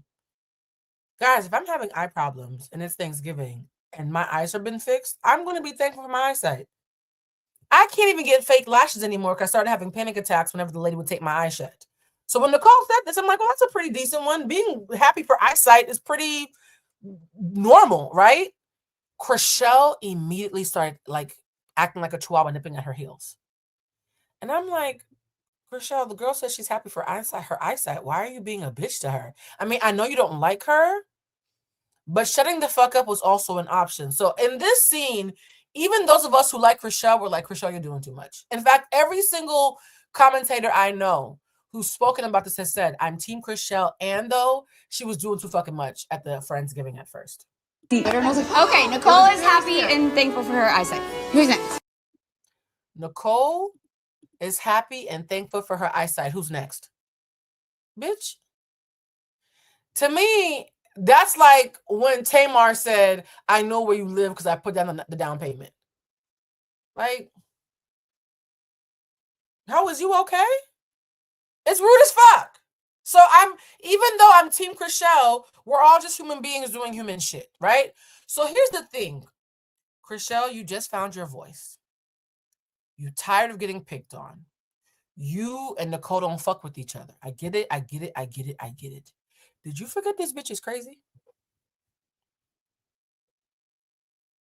Crishell, you're a pup who just learned how to bark. I believe that there might be a Dateline file on Nicole. Why are you being rude to the craziest bitch at the table? Because you know what happens when you're rude to crazy people.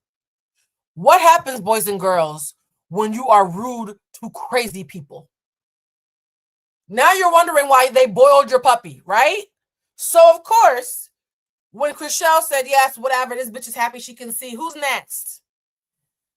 Oh, poor baby. It got worse. When they go low, Nicole goes to hell and takes an elevator a couple floors down. Can't choose one, I do, bitch.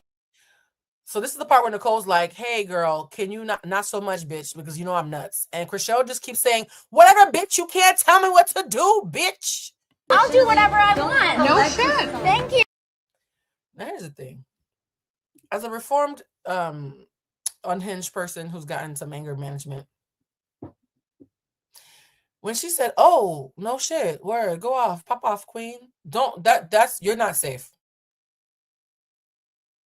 When somebody who's about it says, oh, word, do you, boo, you're not safe. You should call a car. You should call a car and go home. When Crishell said, I can do whatever I want, bitch. And Nicole said, oh, word? Word? I got nervous. I got nervous. As the person who used to say that in high school, and then they would call the police, and then the police didn't want to pick me up because I would cuss them out too. Shout out to therapy. I was like, oh, this bad. This bad. When a crazy person says, oh, got you, say less. So here's some backstory on Crishell. Crishell's parents were former addicts who died of cancer. Y'all know where this is going. Crishell wants to have a family with her new partner, G, because Crishell is now dating a non-binary human. After Jason, she was like, yeah, I'm good. I don't want to sniff no more beans. I get it, Crishell, I get it. And these are all jokes, by the way, guys. I'm part of the LGBTQ plus community. How you doing? But when Crishell said, I can say what I want, bitch, my first thought was, Crishell, we all know that part of your story is that you're an orphan because your parents struggled with drug addiction and then died of cancer. Like, it's a huge part of your story. And you kept calling this lady a drug addict. And then she left you alone because, probably a restraining order. And now she's actually trying to mind her business and you're cussing her out unprovoked. And she looks calm about it. Where do you think this is going? Ew. Oh, by the way, at this part, Nicole looks at Amanza and says, Amanza, you're supposed to be my friend. You're not going to defend me. They called me a drug addict all last year. You're not going to defend me. So Amanza tries to defend Crishell and Nicole simultaneously. What did I say earlier? A friend to everybody is a friend to no one. So this is Amanza's really piss poor attempt to support her friends right before Nicole chooses violence. Drugs. It was fucked up. Period. Even if it was true. She's like, Crishell, it was fucked up. And Crishell's like, even if it was true? And this is what Nicole responded. Confusing me. You're confusing me with your parents, okay? Well, hold on on that. Hold on. Now, hold on. She said, bitch, you think I'm a druggie? You're confusing me with your parents. You know the dead ones? I think that's who was on drugs, right? Isn't that who was on drugs? Your parents who were dead. Are you confusing me with them? Is that why you think I'm on drugs? Because your parents who are dead are on drugs. Because they dead on drugs. Did I mention your parents are dead? Ciao.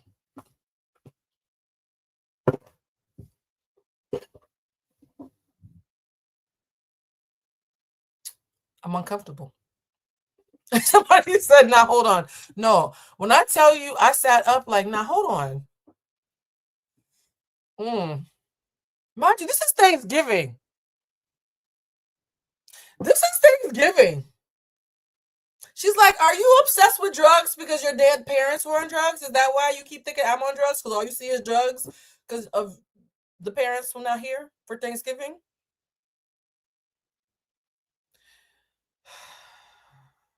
And that's when I knew this season was not going to be psychologically safe. As a former unhinged person, unfortunately, I can actually speak from Nicole's mindset. This is the most fucked up part is Nicole is who I was and who I might have remained had the Lord not found me in time. If I choose that kind of violence, bitch, I don't give a fuck how many people are at the table. When everybody got up and started screaming, oh my God, Nicole, you can't say that. Her parents ain't dead. She was like, yeah, I know. That's why I said it, bitch. I completely understood. By the time I choose that level of violence, why are we all acting surprised? I know what I said. I heard it too. And that was Nicole's stance. Everybody gets up, starts screaming. They start screaming, leave, leave. Nicole's like, I'm not leaving, bitch. I haven't had my turkey yet.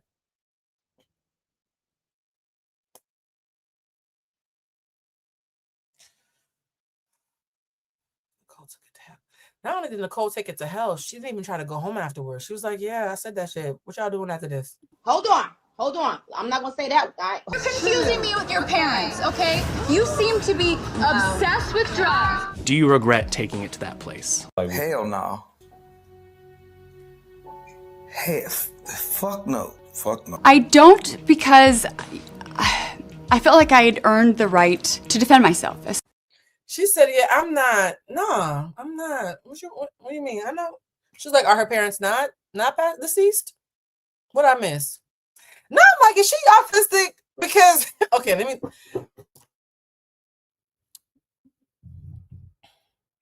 Nicole is not a good person. And I fear that I get it, though. She's not a good person. Her and her luxurious, perfectly clipped bob that looks like it cost somebody's mortgage. She's not a good person, and I get it. By the time I choose to go there, I live here now. I live here now. Nicole's a boss. Nicole is a queen. You know what it means to have everyone pick on you, call you evil, telling you need to leave? Oh, Nicole's a Sag? Oh, we could just finish, cut off the rest of the segment. Y'all should have just told me she was a Sag. Oh, y'all, we could have saved time. Nicole's a Sag? Oh, they all do this. Okay, well, what were y'all telling me this when I was doing research? I could have just saved some time. Do I just need to start looking at people's signs? Oh, this is big Sag behavior. Okay, you don't want to hear anymore, and you're just sitting down there like, no, that's not right. And you're trying to get your word in. Literally everyone, it's telling you leave, and you say no, and then everyone leaves the table, and you're like, okay, well, I should go, and then you. Nicole was like, y'all all right? Y'all seem stressed. I don't mean to laugh because it's not funny. That level of audacity always takes my breath away. So Sags are unhinged? Yeah. Did y'all really say we call them Sagittarius? Sages are called Sagittarius, guys, for a reason. Nicki Minaj is a Sag. I mean, that's probably like the most extreme case of a Sag, but they don't give a fuck. You only leave because you want to leave, and you hold your head up high and you walk out. That's Nicole. Oh, for this thing about the coke, that's been disproven. We're gonna get to how Amanda lied to Nicole. I said, why is Nicole tripping that Crishell said that she does drugs? We did coke together. Apparently, that's not true. Amanda lied. It's not true. I'm sorry, but you lot that are doing up Team Nicole over Team Crishell, I don't think you lot have been watching Selling Sunset from the beginning. You lot seem to have forgotten how Nicole came onto the show, and it shows. Because I remember when Nicole first came in, she had smoke for Crishell from day one. Because she also used to sleep with Jason. She had a deal with Jason on some house they were trying to sell. He swindled her out of some money and she was pissed off. So what does she do? She comes and joins the O group. And in her first meeting with Crishell, she's talking about the only reason why you're here is because you're sleeping with the boss. Y'all saying that Nicole wasn't, Nicole did do the drugs, but she sued Amanda. Well, Amanda can't afford a lawsuit, so I could see her reneging because of a lawsuit, because she's a reneger. Also slept with the boss, and you had tried to come on the show before and they didn't let you after how many applications? Oh, okay. So basically you were hating on Crishell from the beginning, and because Crishell clocked her on that and met her with, you can't be talking to me about whether I should be here or not. These times I'm selling houses. No one's swindling me out of no money. No one's taking my cut. I worked hard for this. I deserve to be here, and I have been here. You must be smoking or sniffing on something for you to come at me like that. That was the beginning of their hate story. They both hit below the belt and have been hitting below the belt from when Nicole got there. Crishell doesn't like that woman, and if I was Crishell, I wouldn't like her either. And one thing about me, that's what I'm saying, guys. I understand why they both hate each other. They both have excellent reasons not to like each other. I don't like you, I'm not going to pretend. Crishell has every right not to like Nicole, and she has every right to come for Nicole, because Nicole has been coming for Crishell from when she came on the show. I understand it. We're 9 seasons deep. Let me tell you, for those who are saying that Amanda is scared of Nicole because of a lawsuit, I'm scared of Nicole, period. I don't even need a fucking lawsuit. The bitch is crazy. If Nicole found out my address, I would move. So if Amanda is recanting for her safety and her children, I don't blame her. It's easy for you to forget what's happened in the past, but please, let's not act like Crishell has just been coming for Nicole for no reason. These times, Nicole started it. I feel like you lot just be throwing Mean Girl out there for any reason. Now, at the dinner, I agree Crishell did a bit too much. Yeah. But considering the context, the fact that she doesn't like this girl, and now this girl has gone and done something to her best friend, I would have been acting some type of way as well. Now, I understand why some people are saying that Crishell shouldn't be throwing stones, given the fact that we know that her parents were also on and off drug users. And I also agree that if you are prepared to go low, expect that there's a chance the other person can take it to hell. Wait, Nicole's the Capricorn? That's even scarier. What are you talking about? Oh, yeah. No, that's even scarier. A Sag will want to kill you. A Capricorn will get away with it. So, wow. Well. Absolutely. But that is why I'm not taking no sides on this. That is why I will continue to like Crishell. And I'm able to see that whilst what Nicole said was out of line, I can't really hold her for it. For me, no one can make me hate Crishell, because the way she's going hard, calling Mary out for her microaggressions against Chelsea, she's been riding with Chelsea. She was riding with Chelsea on the show, and she's... The thing I love about Crishell is hands down the most pro-Black person that I have seen on a Netflix reality show in a very long time. Even when there's other Black people on the reality shows on Netflix, being pro-Black is not necessarily the default setting. Crishell's one of those white women who would like slap her grandfather at Thanksgiving for saying, you know, something racist. She's one of those. She's one of those whites who you're not going to invite her to the barbecue because we don't do that, but they might drop you off. You know what I mean? She's one of those. Been riding with Chelsea since this season has aired, taking it to social media. Nicole has only just started, but Crishell has been doing that. So as y'all, December 21st is actually the cusp. I'm a cusp baby myself. It's a cusp. So it's both energies. That's very scary. Being a cusp of Sag and Capricorn is frightful. Oh my heaven. That I stand behind everything I said about Nicole, allegedly. As far as I'm concerned, if I'm going to have to pick out of the two of them, I'm picking Crishell. She said she used to do blow. I've done it with her. I'll fucking say it on camera.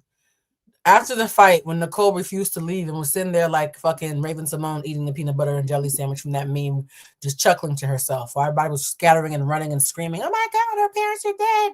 I can't believe you said that." Nicole was like, "Yeah, what up?" In the middle of all that, Amanda's like, why is she even this mad that Crishell called her a drug head? We did drugs together. So this clip was a huge clip. I've done it with her. Now she's done it with her. One eternity later. Have you ever seen me do cocaine? Look at Amanda's face when Nicole says, "Have you ever seen me do cocaine?" It's like Dexter Morgan. Shout out to those of you who used to watch Dexter back in the day. I know it's back. She said, "So have you ever seen me do cocaine, my precious? Hey, Clarice, have you ever seen me do cocaine?" And look at Amanda's face.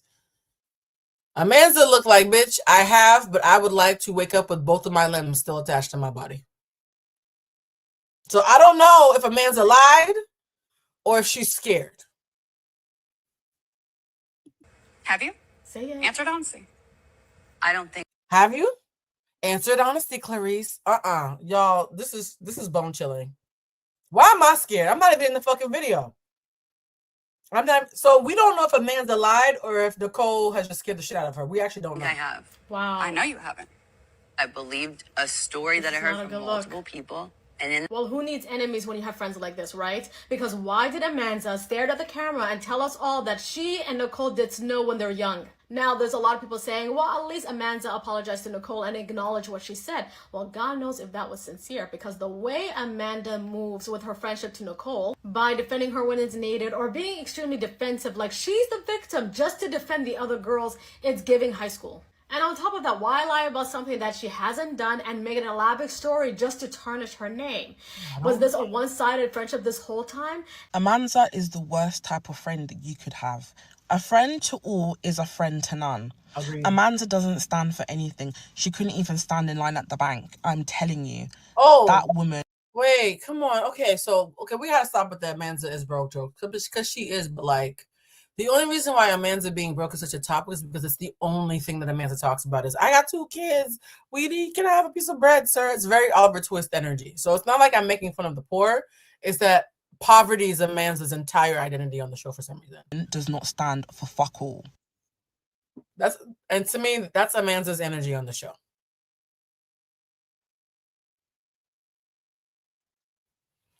To go from that as your only Black representation on the show to Chelsea is wild.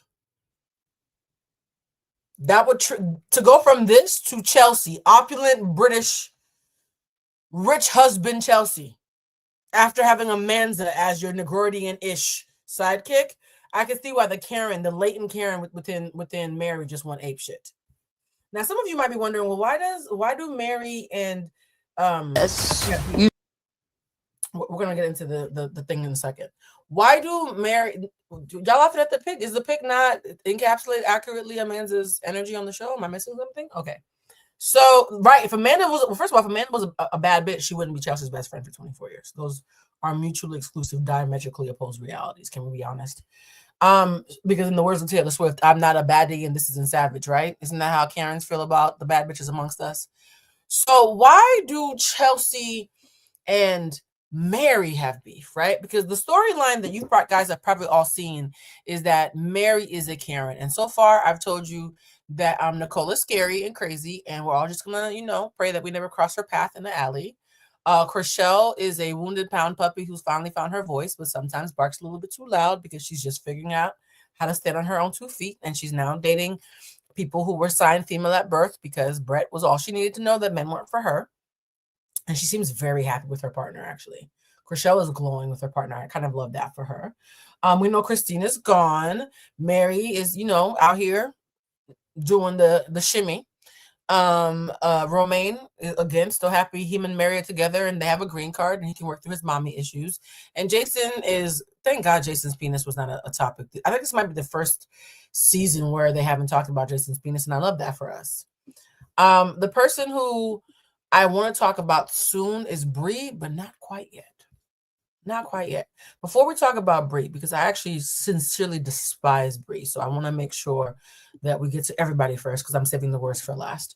I want to talk about what the issue was between Chelsea and Mary and Jason. You guys will see the picture that is the thumbnail, because this is how clever I am. The picture that is the thumbnail for this episode is actually the moment where Mary decided that Chelsea was her arch nemesis and that she wants to make sure that she can never find joy or solace or any kind of peace working at Oppenheim. The picture that's the thumbnail, for those of you who clicked on this thumbnail to watch this episode, that picture is the moment. And let me see if I have a picture of it. Hold on. Do I have a picture of it on my thing? Hold on.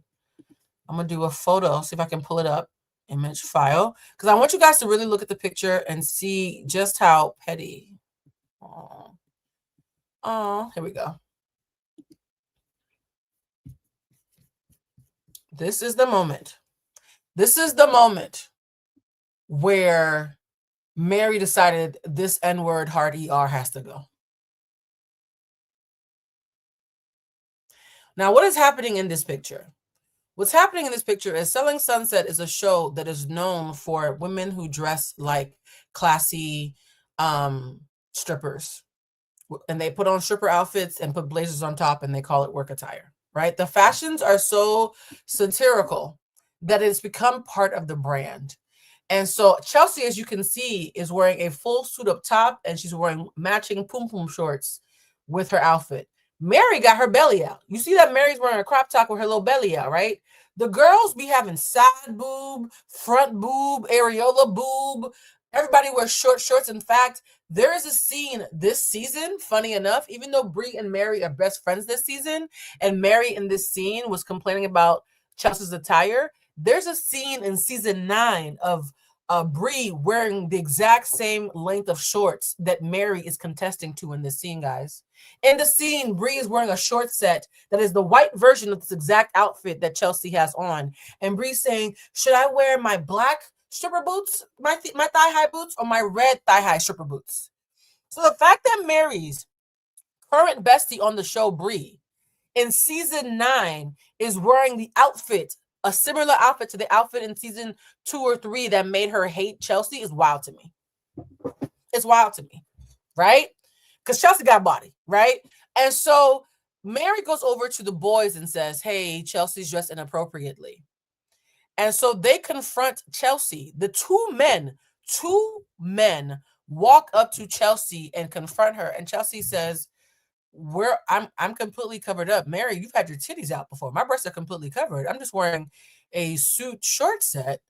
I live in this area. It's not a problem. I thought we all dress like this. What's the issue? And Mary's like, well, everybody else is complaining. And Chelsea's like, well, actually, should I show the scene? I don't want to get a copyright strike. Chelsea's like, well, who exactly? And Mary starts to stutter. Everybody's complaining. And Chelsea's like, okay, well, Mary, if you were looking out for me as a woman, why didn't you pull me aside privately? Why are you embarrassing me in front of my bosses? If you were really getting complaints, woman to woman, you could have pulled me aside, but why are we doing this here? In fact, this entire conversation feels really inappropriate. So thank you for letting me know that my outfit is distracting. I will dress differently moving forward. Now, if you excuse me, I have to get back to work. And that's what's happening in this scene. Mary looks annoyed because the two Oompa Loompas were supposed to chin check Chelsea on wearing an outfit that everybody wears in the fucking show. And rather than get ruffled, Chelsea held her own. And that's the day that Mary decided that Chelsea was an angry Black woman who deserved to die broke. In fact, let me see if I can find the scene on my phone. I have the scene on my phone. I'm just so worried about copyright. Hold on. No, I'm not going to risk it. I think I've done a good enough job explaining the scene. Now, when this happens, the audience is like, Mary, the entire show is playing aggressive retail music while wearing ridiculous avant-garde outfits and hoping to God that Amanda doesn't show up wearing bird feathers. Like, you're upset about a short set? To this day, the irony is, to this day, the outfit that Mary complained about is probably one of the top 3 most conservative outfits I've ever seen Chelsea in on the show. That's the gag. To this day, the outfit that made Mary pull a Karen on Chelsea might be one of the top 3 most conservative outfits that I've seen her wear the entire series. Somebody said, don't play, don't worry, I'm not going to play. I don't want to get a copyright strike. So you could tell that Mary just wanted to have a reason to put the British girl down a peg. When you come into the Oppenheim group and say, I'm a British woman with this really fancy accent and high boobs and a perky butt, and I have this rich husband, and you are dating the pool boy, a construction worker, right? Who can barely string together a sentence. I think Mary was immediately offended by Chelsea's opulence, and she thought chin-checking her on her outfit would be a way to bring her down a peg. And the fact that it didn't work, I think she was deeply offended by that. And you know what's so interesting too is we talk about this often about how people are really offended by Black opulence. And so I was like, oh, Black excellence, but Black opulence is 10 times worse than Black excellence. Black excellence means I can read, I'm competent, I'm intelligent. Black opulence means I rigged the system. I got some way away from the system being rigged and still got my things. So I think it's not just Chelsea's Black excellence. I think it was her opulence that really offended Mary. And that's when shit got interesting. Because I was like, okay, well, this is a cute little scene. This is a soap opera. The girls are going to fight. I watch Housewives. The moment where it went from being regular reality TV fodder to dangerous. This was the exact moment I knew that Mary was dangerous. Mary did not like the fact that Chelsea could not be shamed. You've already gotten her in trouble. Because you smell Jason's penis first, so you're the favorite of the whole thing, right? She was upset that she could not shame Chelsea, so she walks up to Chelsea to confront her with her husband. 2-on-1. Chelsea's standing there minding her business, and Mary walks up with her big construction worker husband and tries to attack her. And the entire time that Mary's attacking Chelsea, Mary's husband is like touching Chelsea to like basically tell, look at here, negress. Look at here, negress. You need to calm down. You done scared my lady, right? Because when it comes to white supremacy, Black women are not women because there's nothing feminine about Blackness. Blackness is only seen as masculine. That's why Black men are seen as the height of desirability as masculinity, because Black equals masculine, and Black women are seen as the least feminine, right? If you're Black, you're immediately a man. So let's talk about what happened last time, where we saw the backlash that Romaine got for being blatantly racist and going after Chelsea as if she was a grown-ass man. At one point, Chelsea said, oh, you have your construction worker boyfriend here. Should I get my billionaire husband to join us as well?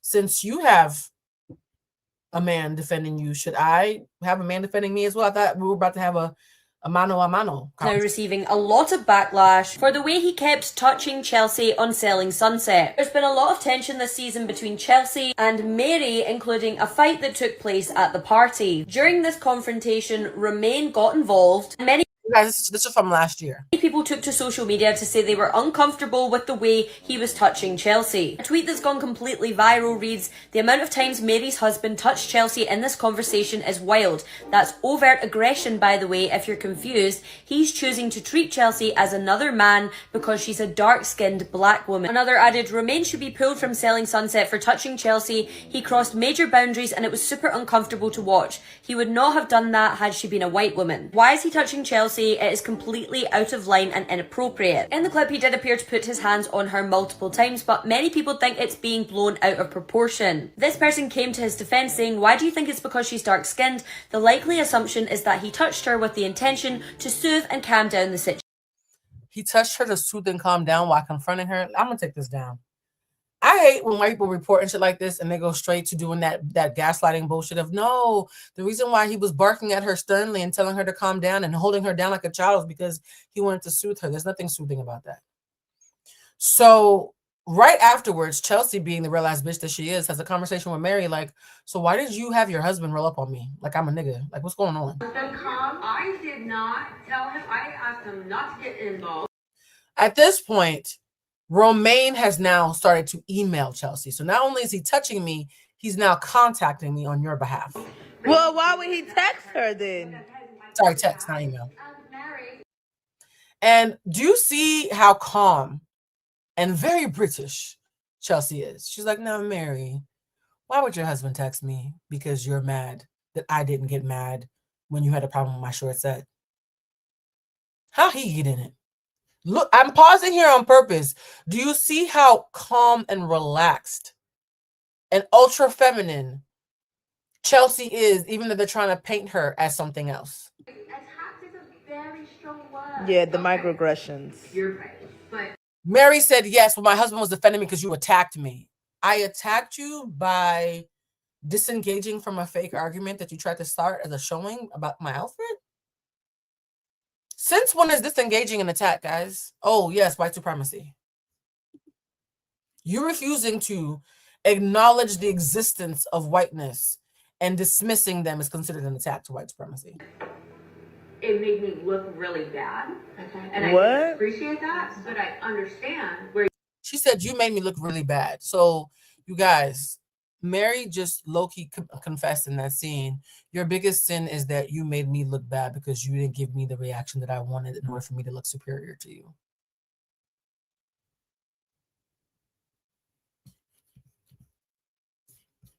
Do y'all understand already why I'm saying there's no question in my mind that Mary is racist? Mary's racist, right? And what's interesting about what's happening with Mary is Chelsea is brilliant because Chelsea had her hands full with Bree, and so she just did not engage with Mary in that way anymore. She kept it cute. You know how you have to keep it cute when you know you have a coworker who wants an argument with you? So everything was cool. It felt like, okay, Chelsea is not taking the bait with Mary. She should be fine. She's holding her own. I mean, she has to be fine because she's the only real estate agent who has to fucking sell a house on this entire show before she can get hired. And then Bree joins the show. Bree elicits the exact same emotions that Huda does. To me, Bree is the Huda of Selling Sunset. She just hasn't been clocked because she had a baby with Nick Cannon. So Bree come on the show, and her claim to fame, i.e. the only reason they cast her, can we be honest? Can we be honest that the only reason she was cast is because she's Nick Cannon's baby mama? In fact, she even said several times that she used her proximity to Nick Cannon in order to become a real estate agent and to get a connection. So Bree is Huda. For anybody who's new here, Bree is Huda. But imagine if Huda was 3 seasons in and now getting cocky and comfortable. Now, I will say this to be objective, because I always do my best to be objective, even when there are moments where bias would be completely reasonable.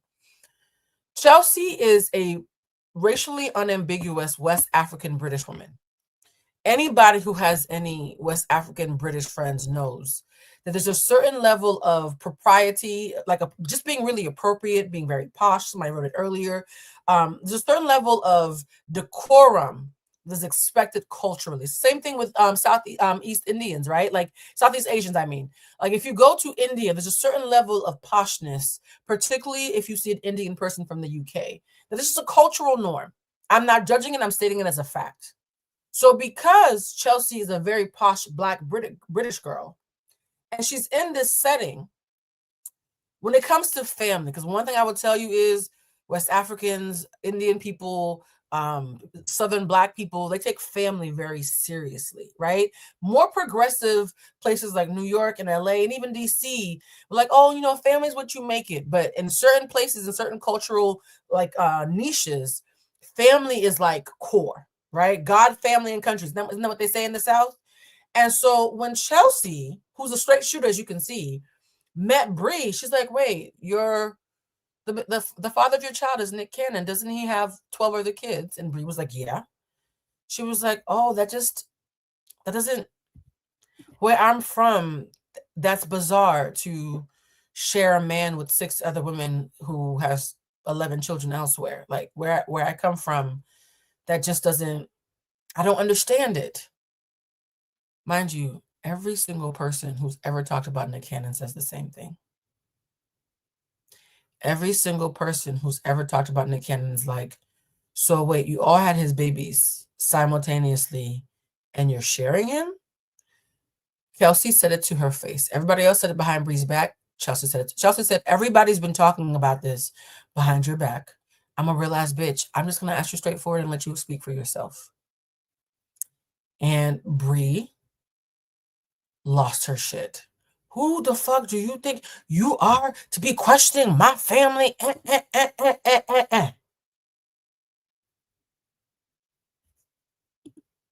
Everybody said it.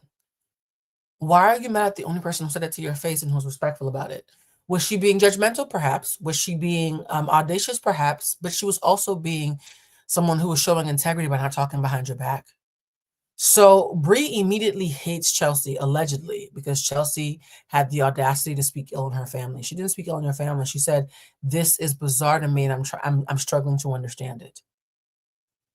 A man in 2020 something having 12 children built around half a dozen baby mothers, and they're all simultaneously sharing him, that is something that's notable and worthy of confusion at some point. To this day, I'm not even sure Nick knows is not confused, right? And so That was the moment that Brie decided that she hated Chelsea. So let me get this straight. Mary hates Chelsea because she tried to shame Chelsea and Chelsea disengaged. Brie hates Chelsea because Chelsea said, I don't want to talk behind your back. I'm going to ask you this obvious question to your face. What happens this season with them getting this girl fired, that's the only thing this girl's done to them to this day. To this day, the only thing Chelsea has done to Mary was walk away from a trap. And the only thing she's ever done to Brie is ask her an obvious question. And when Brie made it clear that she was offended, that's what Chelsea did. Chelsea apologized. Actually, I think I have a clip of the apology. I know you guys are all nervous about me showing clips because y'all don't want me to get demonetized. So I'm going to see if I can do that trick where I only show like 6 seconds. Am I living on the edge? Living on the edge. Oh, I'm such a troublemaker. I'm living on the edge. All right, let's see if I can play. I also want you to see how beautiful these women look. Like, the thing that's so sad is that Chelsea and Brie could have actually been friends, and Chelsea was open to it, but Brie was just committed. Can we talk for a second? Sure. So when she's, did you hear the tone of her voice, guys? Did you hear the tone of her voice? I want to play this back one more time. It's only 3 seconds. Brie, can we talk for a second? Sure. She said, Brie, can we talk for a second? Do you see? This is the angry Black woman. This is the angry Black woman that they're trying to paint as this aggressor. This woman asked you a question that everybody else was asking, found out that it hurt you, and she said, can we talk because I feel bad? And then she proceeds to apologize. So we started off obviously on the wrong foot. I'm not going to play anymore. And Chelsea apologizes. And do you know what I think happened in this moment? I think Brie was disappointed. Brie thought that she had found the Black nemesis. And the fact that Chelsea apologized as soon as she realized that she hurt Brie fucked up Brie's storyline. That's my personal opinion. Somebody said, to be fair, Chelsea apologized, but then said she wanted Cassandra on the cast to go at Brie, which is Brie deserved, but No, I honestly don't think that's relevant. I think if you know people who are in reality shows, you're talking about an edit.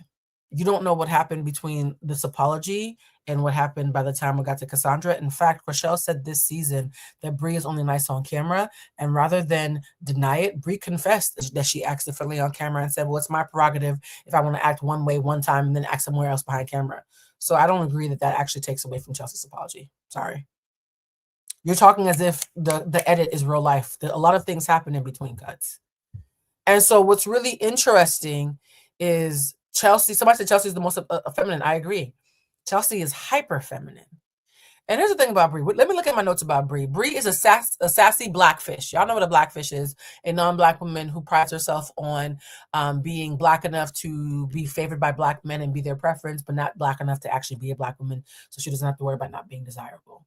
And so Brie, I keep forgetting that Brie is not a person of, I'm gonna watch my tongue. Watch somebody say, Brie's Sicilian. I'm not playing the semantics game with you. Brie is not a Black woman. When her white ass sister appeared on this season, I was like, so that's what you look like before all the surgery. Interesting. So Brie is a blackfish whose claim to fame is that she got pregnant by Nick Cannon.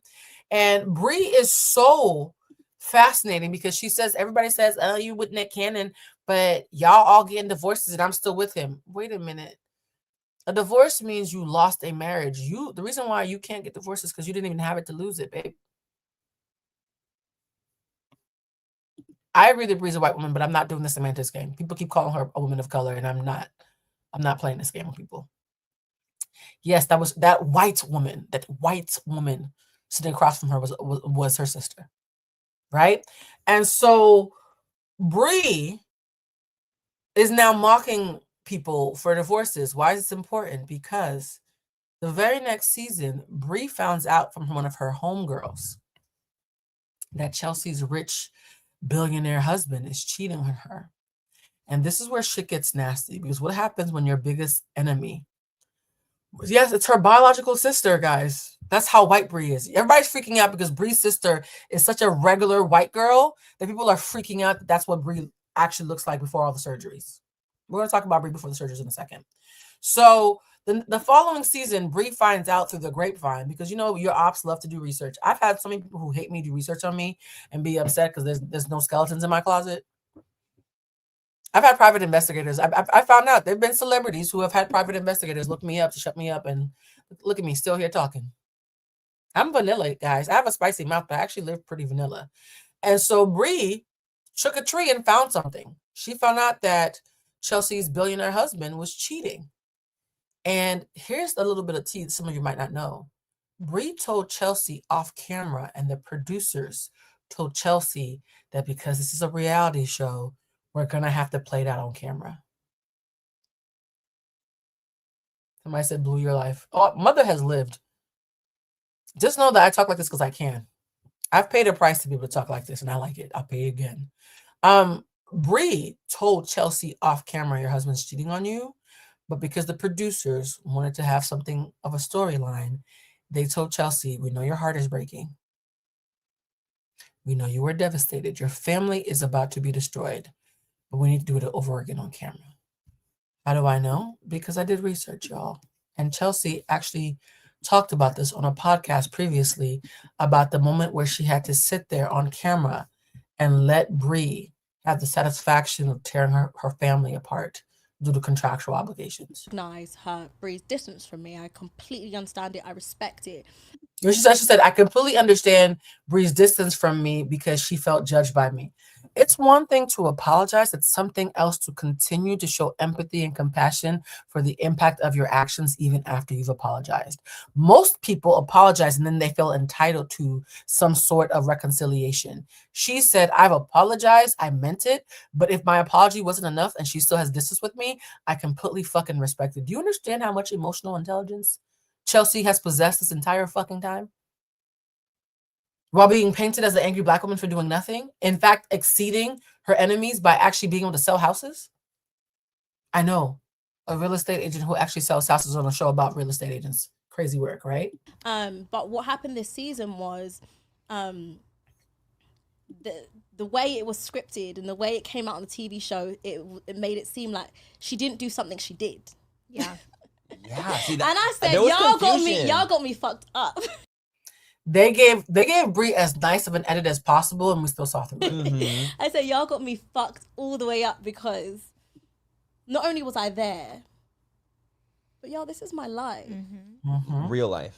So like, on top of going through probably the most traumatic thing I've ever been through.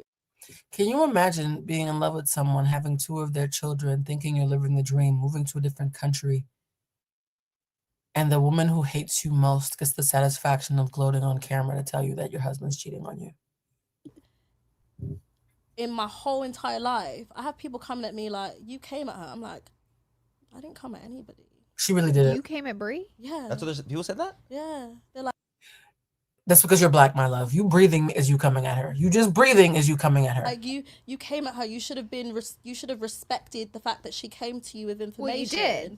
And I'm like, well, you did when she told you it. I don't understand this, guys. You should have respected the fact that your enemy was gloating at the ability to tell you that your marriage was a sham because you had the audacity to question why she was a 6th baby mama. Somebody said, I'm a Gemini, I'd snap. Because you're a Gemini, I believe you. I'm like, guys, I spent the whole season filming in like a serious depression, right? Keeping my cool, keeping it together, being respectful, knowing. Does this not sound like Olandria, guys? Does this not sound like Olandria talking about Huda? Am I crazy? Am I crazy that it's wild that the beautiful, poised, classy, and I'm not into respectability politics, so class is a neutral term for me, but the beautiful, poised, classy, dark-skinned black woman who's been taking it on the chin as she's being attacked for merely existing is still getting notes on how to be better, while the basic bitch in Blackfish is running in circles trying to find some tea on her. The person that is sitting in front of me is giving me information for the 2nd time on camera. Just to have it for camera. For camera. just to have it for camera, you've already broken my heart. You've already pulled the trigger on destroying my family. He destroyed it, but you helped me figure out that I have to do the rest to finish dismantling it. You've already done the damage. You've already gotten your lick back, and I still have to do it one more time on camera. You know what I mean? That Do you know is the what I craziest mean? part. So I'm It's being for camera. respectful here, knowing you already done told me what I'm receiving right now. And I know that the producers, they want their storyline. The producers, they want their storyline. So that's Chelsea, in her own words, admitting they cannibalized her for the storyline. They took the most painful, the most disgusting, the most shocking and stunning thing that could ever happen to a happily married woman. She thought she was happily married until it happened. And they made her relive the pain again for her storyline. And you know what's sold? Oh, somebody said there's 1.2 thousand people in here. Oh, hey, actually, there's now 1397. There's shout out to all 1,400 of you in here. I hope you're enjoying yourself because we're getting in the weeds today. But to feel that devastated and then to be asked to be poised and pretend you didn't know, because Jason, right? Because you and Bree didn't sniff Jason's peen like the other girls, so you actually have to dance for your dinner a little bit more than the others, right? And what's stunning to me is Chelsea was a team player. If Chelsea was who they are claiming Chelsea was, she would have left the show a long time ago, or she would have sued them a long time ago. I hope she sues them now. So now we've set the stage, right? Bree had the satisfaction of being the one to tell Chelsea her marriage was a sham. Mary has played, oh no, my husband had to come with me to fight against this black man. I mean, Chelsea, because she's so masculine and dark. She's so dark and black and masculine. You know what I'm saying? Even though Chelsea is 10 times more feminine than half the women in the cast, right? So all this is happening. And guess what Chelsea does that I think is brilliant, and also what I think brought us to this? She does what I didn't do. She ignored them forever after that. This entire season, you guys can go check, there was not one single episode of the show where Chelsea talked about Bree for the entirety of season 9. In fact, when Sofia Vergara's cousin, the one who thought she was going to be a bigger star than she really was, the one who was in the upper left-hand corner with the black hair on top of Brett, right? Next to Mary with the glasses in black top. Sofia Vergara's cousin trying to be messy. Now, what are my notes on Sandra real quick? Because Sandra, I couldn't fucking stand her this season. She was so transparently manipulative to me. I'm so happy the audience didn't fall for her. Sandra is a love-bombing girl's girl who keeps mentioning Sofia Vergara because she thinks it's going to get her clout. And she's quick to talk shit about Chelsea because she's clocked that Chelsea is not liked by the popular mean girls of Mary and Bree. So even though Sandra's been there 5.5 seconds and has not ever sold a house, I'm not even sure she even has a license. Oh, you know Sofia Vergara is embarrassed. I'm not even sure Sandra has a real estate license. And yet the minute she realizes that Crishell and Chelsea are the pariahs of the girls group, she immediately uses gossiping about them as her entire storyline. She starts saying stuff like, I don't know what it is, but like, Chelsea doesn't like me. She's so aggressive. Oh my God, Crishell is constantly making faces at me. So the first time that Chelsea and Sandra are alone looking at a house, Chelsea's like, so this is the house, isn't it beautiful? And Chelsea's like, so what's going on with you and Bree? And Chelsea says, that is none of your concern, and it's completely inappropriate that you, a stranger, are asking me about my relationship with someone who I've never meant to talk to you about. Please stay in your lane, and don't you ever ask me anything like that ever again. That was the first and only time that Chelsea even acknowledged Bree's existence for the entire season. And yet Bree talked about Chelsea nonstop in almost every single scene. Now, who's bothered? I thought you were bothered because you wanted her to keep your name out of her mouth. She did for an entire season. So now why are you upset? So now we're about to get to Flowergate, right? Flowergate is what happens when people can't find a reason to hate you. They'll make one up. I would love for you guys to think, oh my God, if you just mind your business and ignore them. Remember the toxic positivity bootstrap conversation we used to have when we were younger? If you work hard enough and strong enough and twice as hard for half as much, you'll make it. Bullshit. You could do all of that and still flick your eyelashes and get fired. Mary's main storyline this year has been the fact that she was robbed. Mary was robbed. It's on camera. And y'all know that getting robbed is the most popularity scam in female-led reality television shows. The minute I watch a reality show and someone says, I just got robbed, I'm just like, by who? Your cousin? Who robbed you? Right? Shout out to Wendy Osefo. Justice for Wendy. I don't care. Right? The minute somebody gets robbed on a female-led reality show, we're all like, how much was the insurance, child? How much was the insurance? I'm just curious. Was it 400, 500? How much was the insurance? Everybody and their mama getting robbed all of a sudden. Kim Kardashian got robbed in real life in Paris, and no franchise of a reality show has been safe ever since. So when Mary said she got robbed, I was like, huh, really? By who? But now I actually believe Mary was robbed because Mary acting like she thinks that she was robbed by Black people, and she's wondering if they're related to Chelsea. Mary acting like Chelsea set it up. So Mary gets robbed. It's this big to-do about Mary getting robbed. Let me see if I have that video here. Be full. They took everything out of my fucking safe. Even hit with something. So Mary gets robbed, right? And she's like, they took everything out of my safe. I've been robbed. And I'm like, oh, okay. Well, I don't really like you, but that sucks because when Mary was crying about how her mother had given her all her heirlooms because somebody said, good, y'all ain't shit. When Mary was crying about how her mother said that Mary was the most responsible child, I don't think she's the most responsible child. I think she's probably the richest.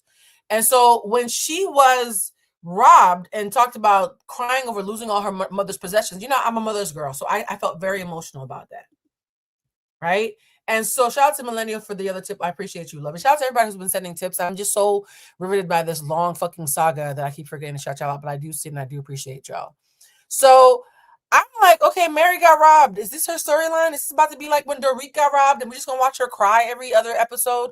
I'm not being an asshole. I just want to know, is this what we're walking into? Is this the Mary got robbed season? Okay. As a reality show girly, I feel like we all have to pay our dues with the season where some white woman got robbed and it's gonna cry about it all season, all 12 episodes. We're used to this now. But then it took a left. You know what I mean? I'm from around the way. I'm leaving with something. Look at this. That's cute. So while Mary's crying about getting robbed and giving a tour of the empty closet because she got robbed, she gets flowers. And Romaine's like, ooh, those flowers are... Chelsea's like, well, those flowers are pretty. Not Chelsea. Bree's like, oh, you got flowers. And Mary's like, oh, I did get flowers. And Romaine is like, yeah. And the flowers, the vase is heavy. Now, when somebody says the vase is heavy, that means it's a high quality vase, for those who don't know, right? Whenever you get flowers and it's a heavy vase, you know somebody paid a coin because that means that it's a high quality vase. It's not a plastic vase from Dollar City. So Mary's like, oh, okay. Well, who brought me flowers? These are nice. Everything seems lovely. Why does it seem lovely, guys? Because when somebody has just gotten robbed and is sobbing all over fucking the Hollywood Hills about how they got robbed, the least you could do is send them something to know that you're thinking of them. And I'm watching this. Mind you, I'm working while I'm watching Selling Sunset because it's funny to me to hear these aggressive retail songs being played in the background while people are looking at mansions. And I actually had to replay this scene twice because when Mary got the flowers, she read the card and started to freak out. And so I'm thinking, oh my God, the robbers robbed Mary and then sent her flowers saying, yeah, bitch, we got your brother's heirlooms. Am I the only one who thought that's what happened? I was like, oh shit, the robbers then sent Mary flowers, rubbing in her face. This is good TV. Okay, Passions. Okay, General Hospital. Thank you, Alicia. I appreciate you. So I'm thinking, oh, okay, they're ramping it up. So one of the producers must have said, Mary, you need to earn your check, girl. You need to earn, you 67, you need to earn your check. Well, apparently I was wrong because that would be too much right in a world full of wrong, right? That would be too much right in a world full of wrong. Am I the only person who thinks that? Why y'all saying now blue? Is that not a good storyline to rob the bitch and then send her flowers? That's why I thought it happened because it's the only thing that would warrant the reaction that Mary had. Can we throw me some bail? The robbers sending her flowers is the only way that this reaction makes sense to me for somebody sending you a beautiful bouquet. Yeah, really nice. Sure. The pot itself is heavy too. You said the bucket? Look at her. She said,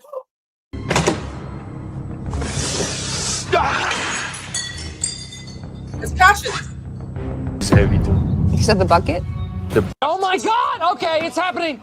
Everybody stay calm. What's the procedure, everyone? What's the procedure? Stay calm! Already fucking, like, I allow you to film on my fucking house? Let me make sure it's on camera while you guys are filming.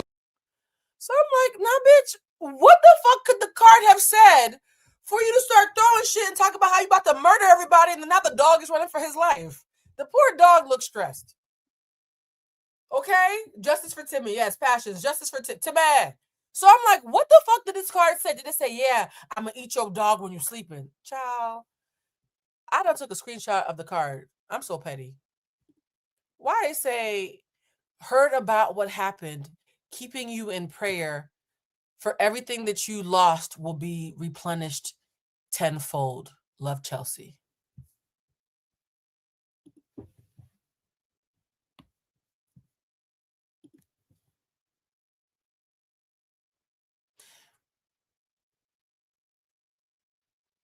Mary, you started running like Liam Neeson was about to stop you from getting took. Because a British Nigerian sent you a Bible verse after you were robbed.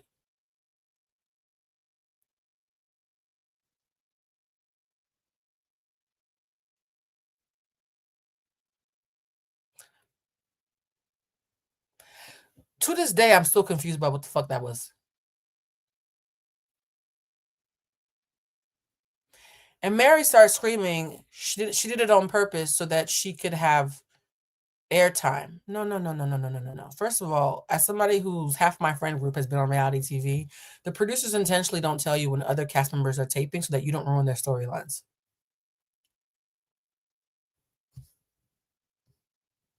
Anybody, I've never even been on reality TV and I know that. Yes, Gia, she was acting like Liam Neeson was about to do a black rendition of Taken called Took. And that Mary had to have a very special set of skills to save her dog. It was very bizarre behavior. So I was just like, Mary, wait, what?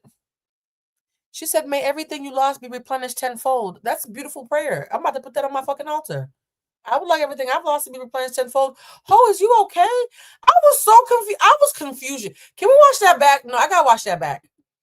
I gotta pull this all the way back. I gotta go all the way back. I gotta watch that back because there's no way that this is what happened. Let's watch it again. That's cute. Yeah, really nice. Sure. The pot itself is heavy too. You said the bucket?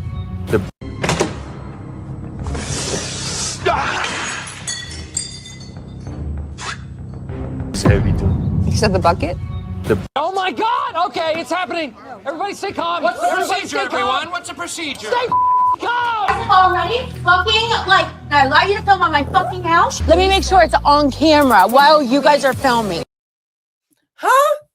Yeah, I'm sorry, guys. I watched that clip like 7 times. I still don't get it. So nobody got took. You, the dog, even Romaine. Everybody still...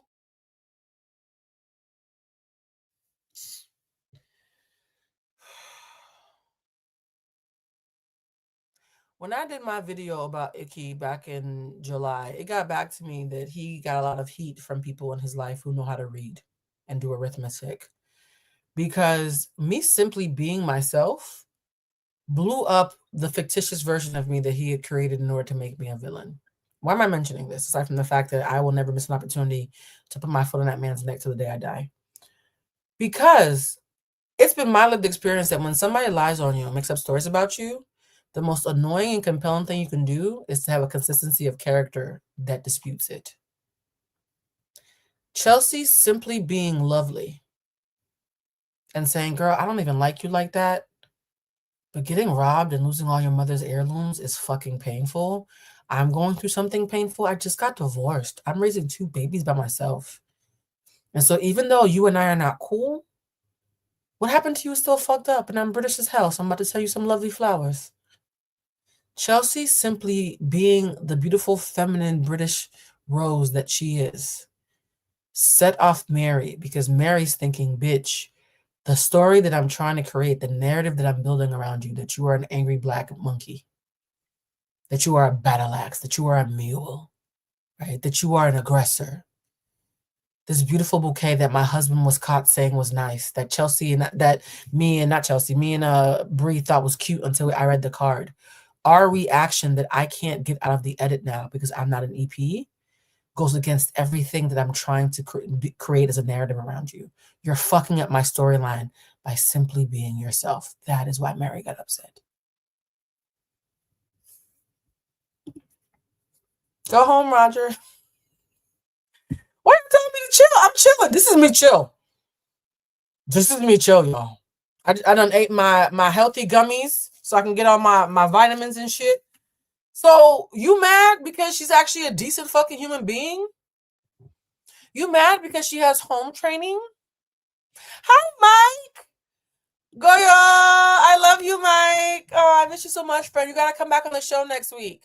So you're mad that Chelsea, simply being a decent fucking human, took away your ability to paint her as the black battle axe that you wanted to paint her as. And that's why the poor dog is running for its life. At this point, I was like, throw Mary away. This is just good old-fashioned racism. Throw the whole Mary away. Mary, you're 112. Be happy you're still employed, okay? People out here are fighting for their lives, and you still have a job because you smell this and steam. And now here comes Bree. Black fishing ass Bree. Nick Cannon shot up the club ass Bree. Sees Mary crying and grabs the flowers and does this. And listen to what Bree says. I've said this a million times, that there's a special ilk of white women who hate black women for being the ones who birth the men that they sleep with. It's bizarre. It's weird things. Weird times we live in. In this scene, I believe that even though Bree is talking about Chelsea, she's talking about how she feels about black women in general. I don't mind dying on that hill. Listen to the vitriol that Bree has simply from seeing that Chelsea sent Mary a bouquet. The fucking trash where they belong with the trash that sent it. I want to play that back. I'm going to put these in the fucking trash where they belong, like the trash who sent it. Do you know what you have to do for me to call you trash? It's more than send me flowers. Do you know what you would have to do? You would have to gargle my husband's balls for me to call you trash on national television like this. For flowers. For flowers. All right, well, we're putting these in the fucking trash where they belong with the trash that sent it. Out of pocket for that shit. Way out of pocket. But now you want to send flowers after you drag Mary every day, all day? You're so fake. Like, yeah, it's trash. Fucking stupid ass flowers. What do you gain from that?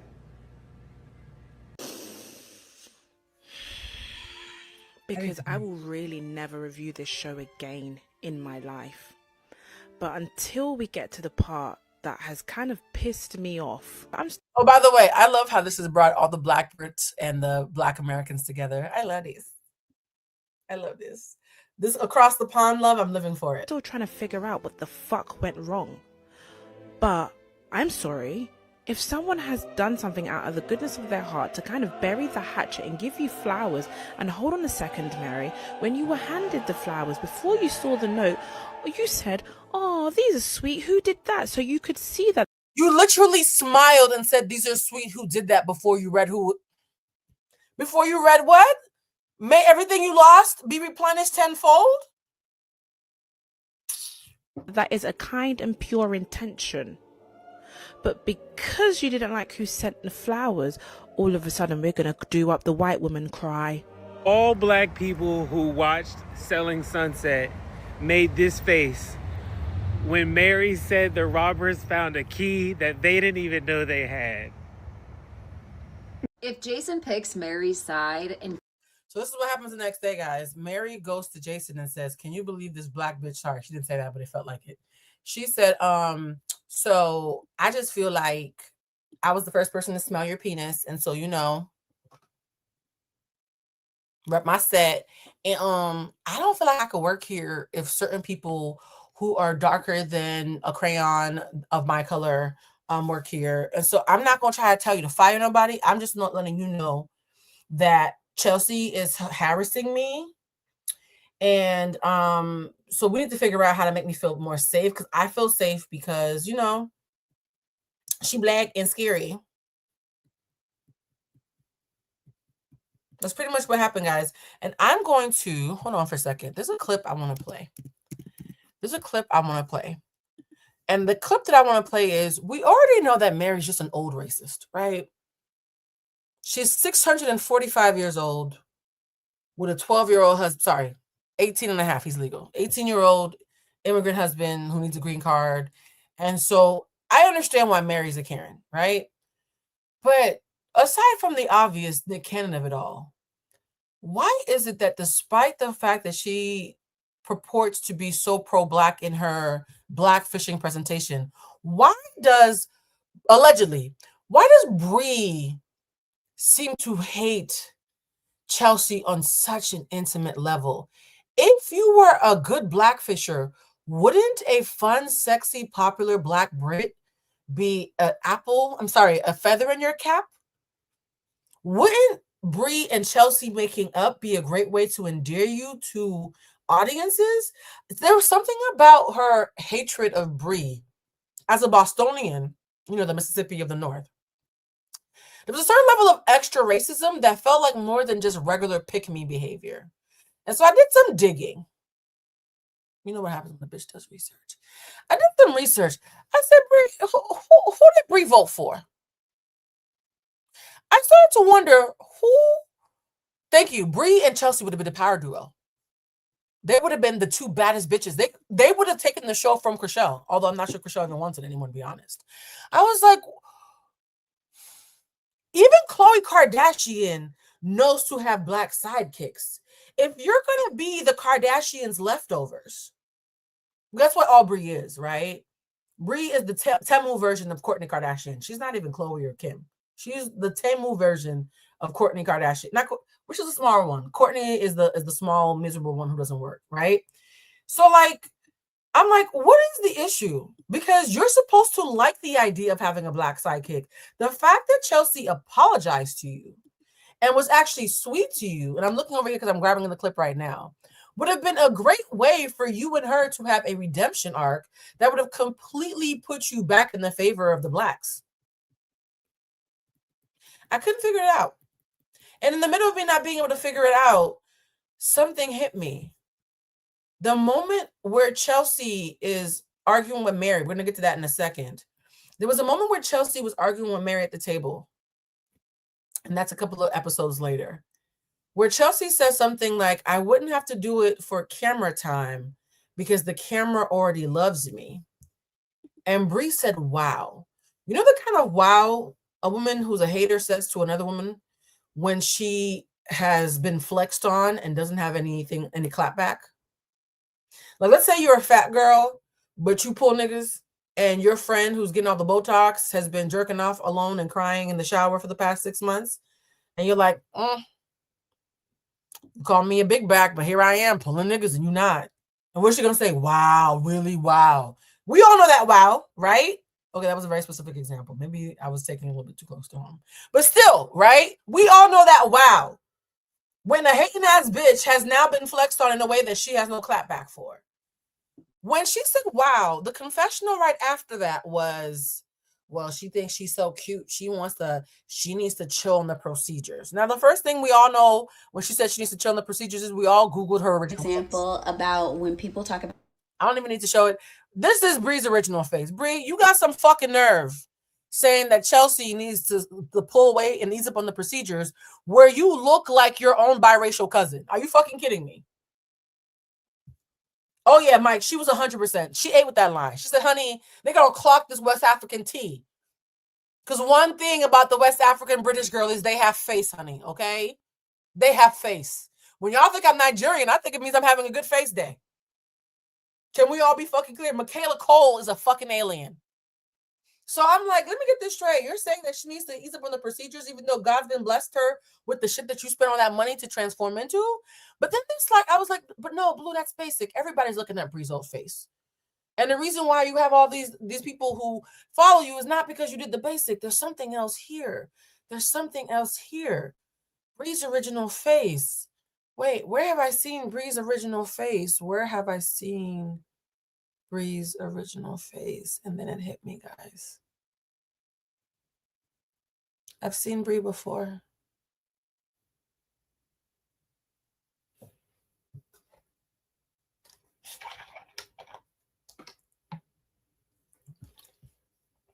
Not just saying where.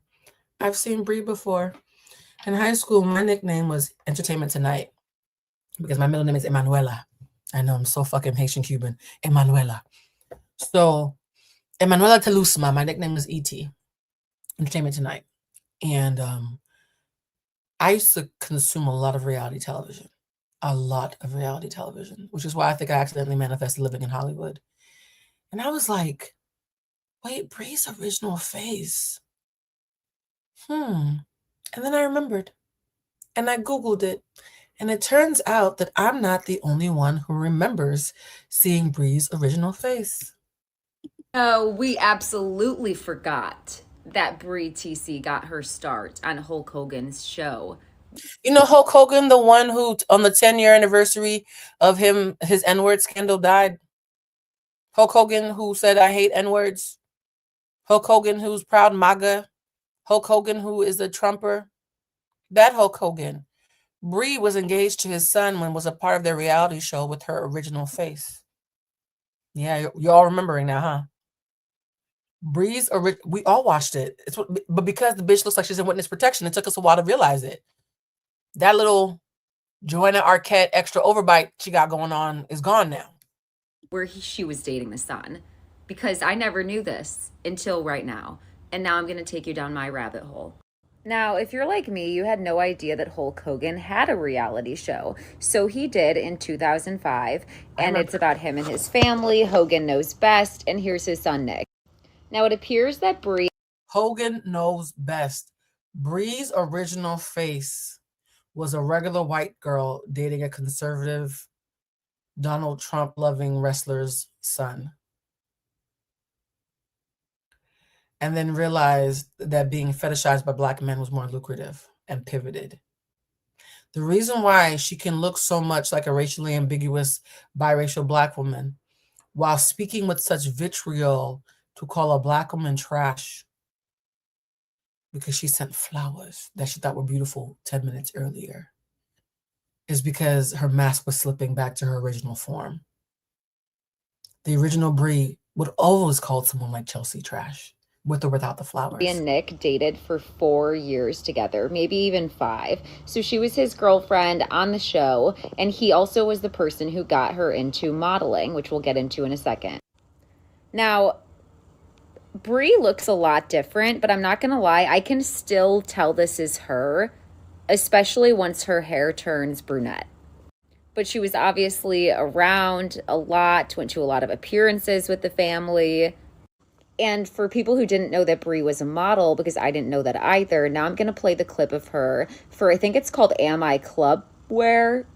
My boyfriend, now fiance, got me back into it. And now, guys, I need you to understand. First of all, I'm not surprised. But the minute I fell down the rabbit hole of the original Bree, suddenly everything about her unreasonable and completely overblown hatred. Mind you, Bree's only beef with Chelsea is that Chelsea said, hey, you being with Nick Cannon and all those children and the mothers, and how is that like healthy for your kids? Like, are you guys okay? That's a big deal. And everybody's talking about it behind your back. And I want to be woman enough to say it to your face. And then Chelsea apologized when Bree said she was offended by the question. That's all to this day that Chelsea has done to Bree. And now it makes sense. Scene where Mary talks about Chelsea having a billionaire husband and her not really being a single mom. Oh, let's talk about that scene. Before I play that video, let's talk about that scene. So let's progress the story, right? There's a scene of Crishell with Emma and Blake. I already said that Blake is the young white man who's also MAGA. Seeing a pattern here? who doesn't eat vegetables or fruit, and we all think that he is pissing battery acid and the tears of Donald Trump and Putin. So Emma's willing to jump on peeing as long as it got money attached to it. And what somebody said, Blue, this tea is like tea that has never teed before. Look, I only speak if I have something to add to the conversation. I'm not going to come on here and heat somebody else's nachos. And so when Emma is having that conversation with Crishell, again, without context, Crishell looks crazy the entire season without context. It's not until you do some digging that you find out that you're like, why is Crishell being such a fucking hater? If you don't like Emma's man, that's fine. But why are you acting like it's a matter of life and death? And then we later find out that the reason why Crishell is acting like it's a matter of life and death is because that man who Chelsea and her are hanging out with because they love Emma used the N-word in front of Chelsea. And what did I say? I said Crishell is hands down the most pro-black person who's not black on that show. In fact, she's also more pro-black than Amanza, who is black. So that's fucking awkward, right? So when you find out that Emma's boyfriend is a homophobe who uses the N-word, suddenly Crishell being obsessed with them breaking up doesn't seem so fucking crazy, does it? Suddenly Crishell saying, please break up with him, you can't do this, doesn't seem so wild, does it? Crishell only looks crazy without context. The minute you do some digging, all of her reactions make fucking sense. And I always say this, people love to manipulate by focusing on the reaction rather than focusing on what you're reacting to. You guys keep saying, wow, so apparently this is helpful. And Crishell in that horrible ass fucking reunion confronts Emma about this. Woke, he never said that. Those were his. So Emma's like, he never said woke. He's not one of those. He was just joking and playing around. Words. He openly feels it's okay to use the N-word. He openly feels like he can sit.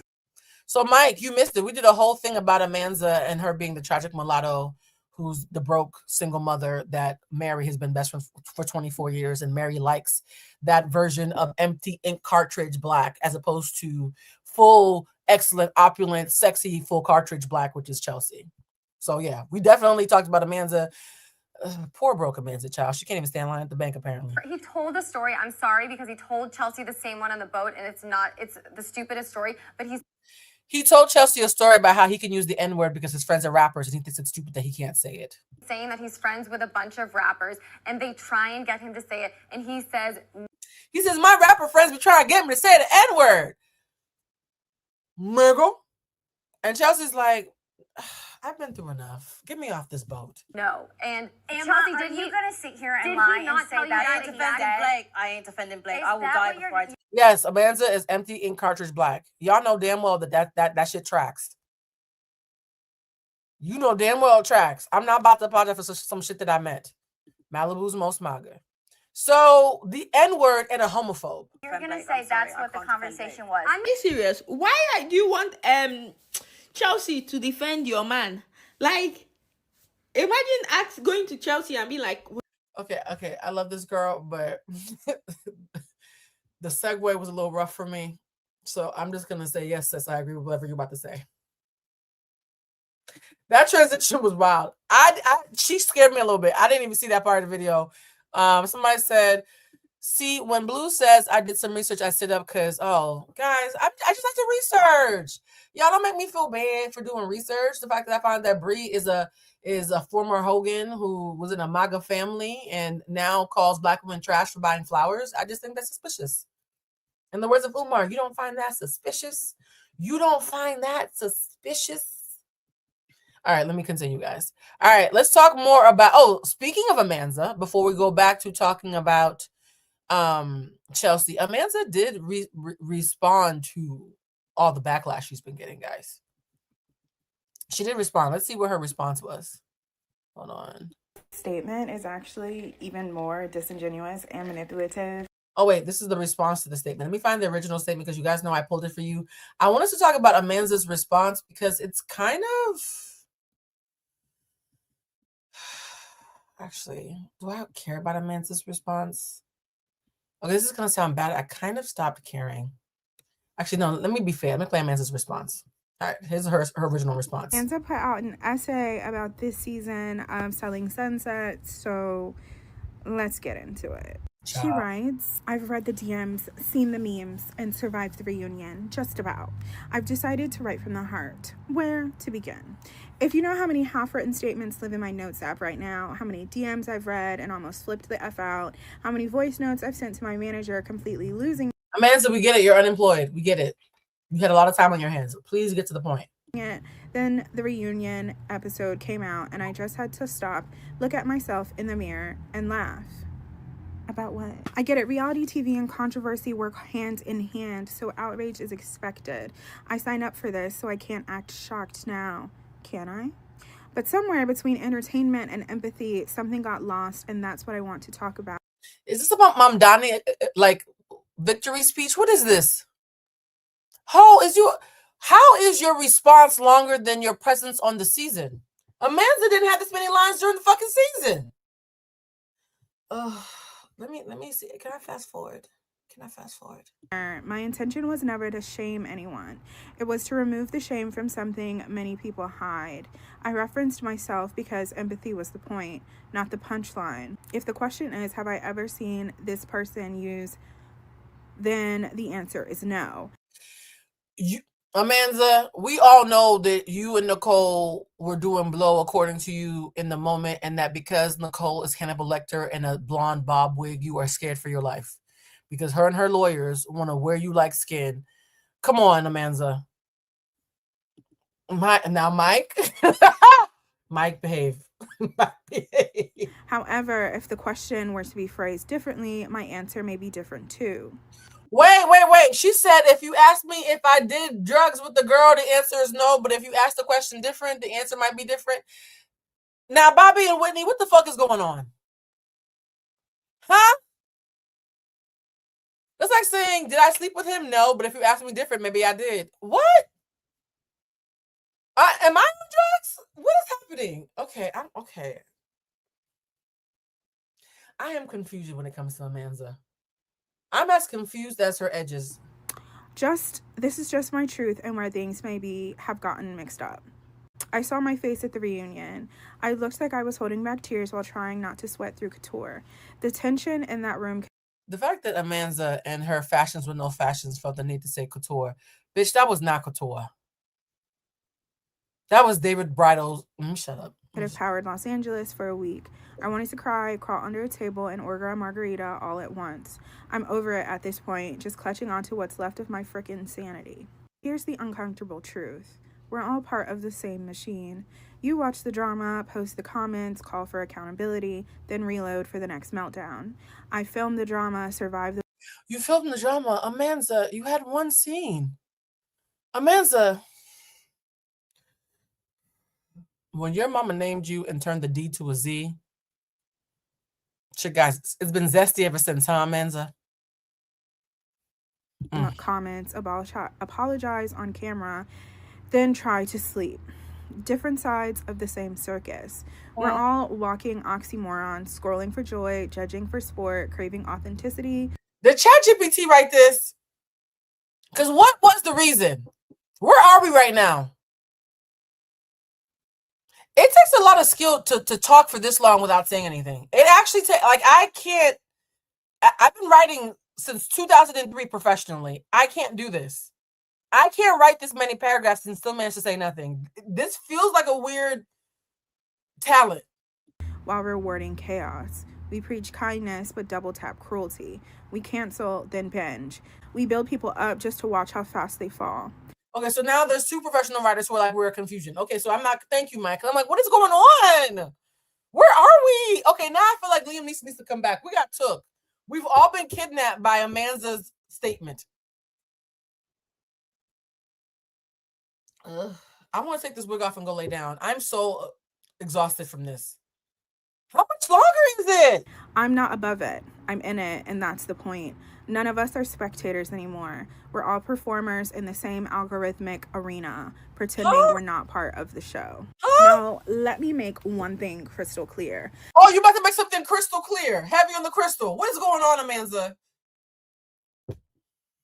Y'all, I want to go back in time to before we started this, but I feel like now we have to finish it as a collective because there has to be at least one sentence in there.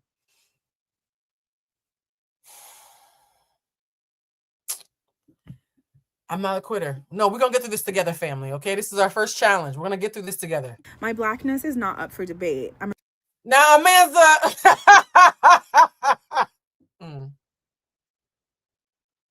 I'm sorry. I didn't mean to laugh. I feel like Kevin Hart when he laughed at Don Cheadle's age.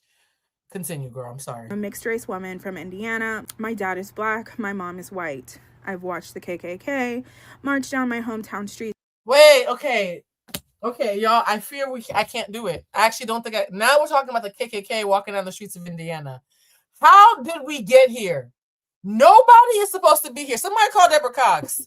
How did we get here? Where are we? This is what it's like doing coke with Amanda. I'm just put it out there. She somehow dosed us through ChatGPT and Substack. Because what in the entire fuck? Okay, I can't actually, y'all. I'm not a quitter, but this might be the day. How do we get to the KKK and you ain't say shit about the show? Mike said MLK's her third cousin of her daddy's side. Y'all, I want to finish it, but you know the bar that tells you how deep it is? We're not even at the halfway point. I fear I can't. I really wanted to do this for y'all, but my ADHD meds have run out and I can't do this. So, let's talk about this. This girl who read all this is doing God's work. She has a second video where she responds to this. So I'm going to just say, this is 7 minutes. Oh, ain't no fucking way. Oh, honey, I am not listening to 7 minutes of Amanda's ramble.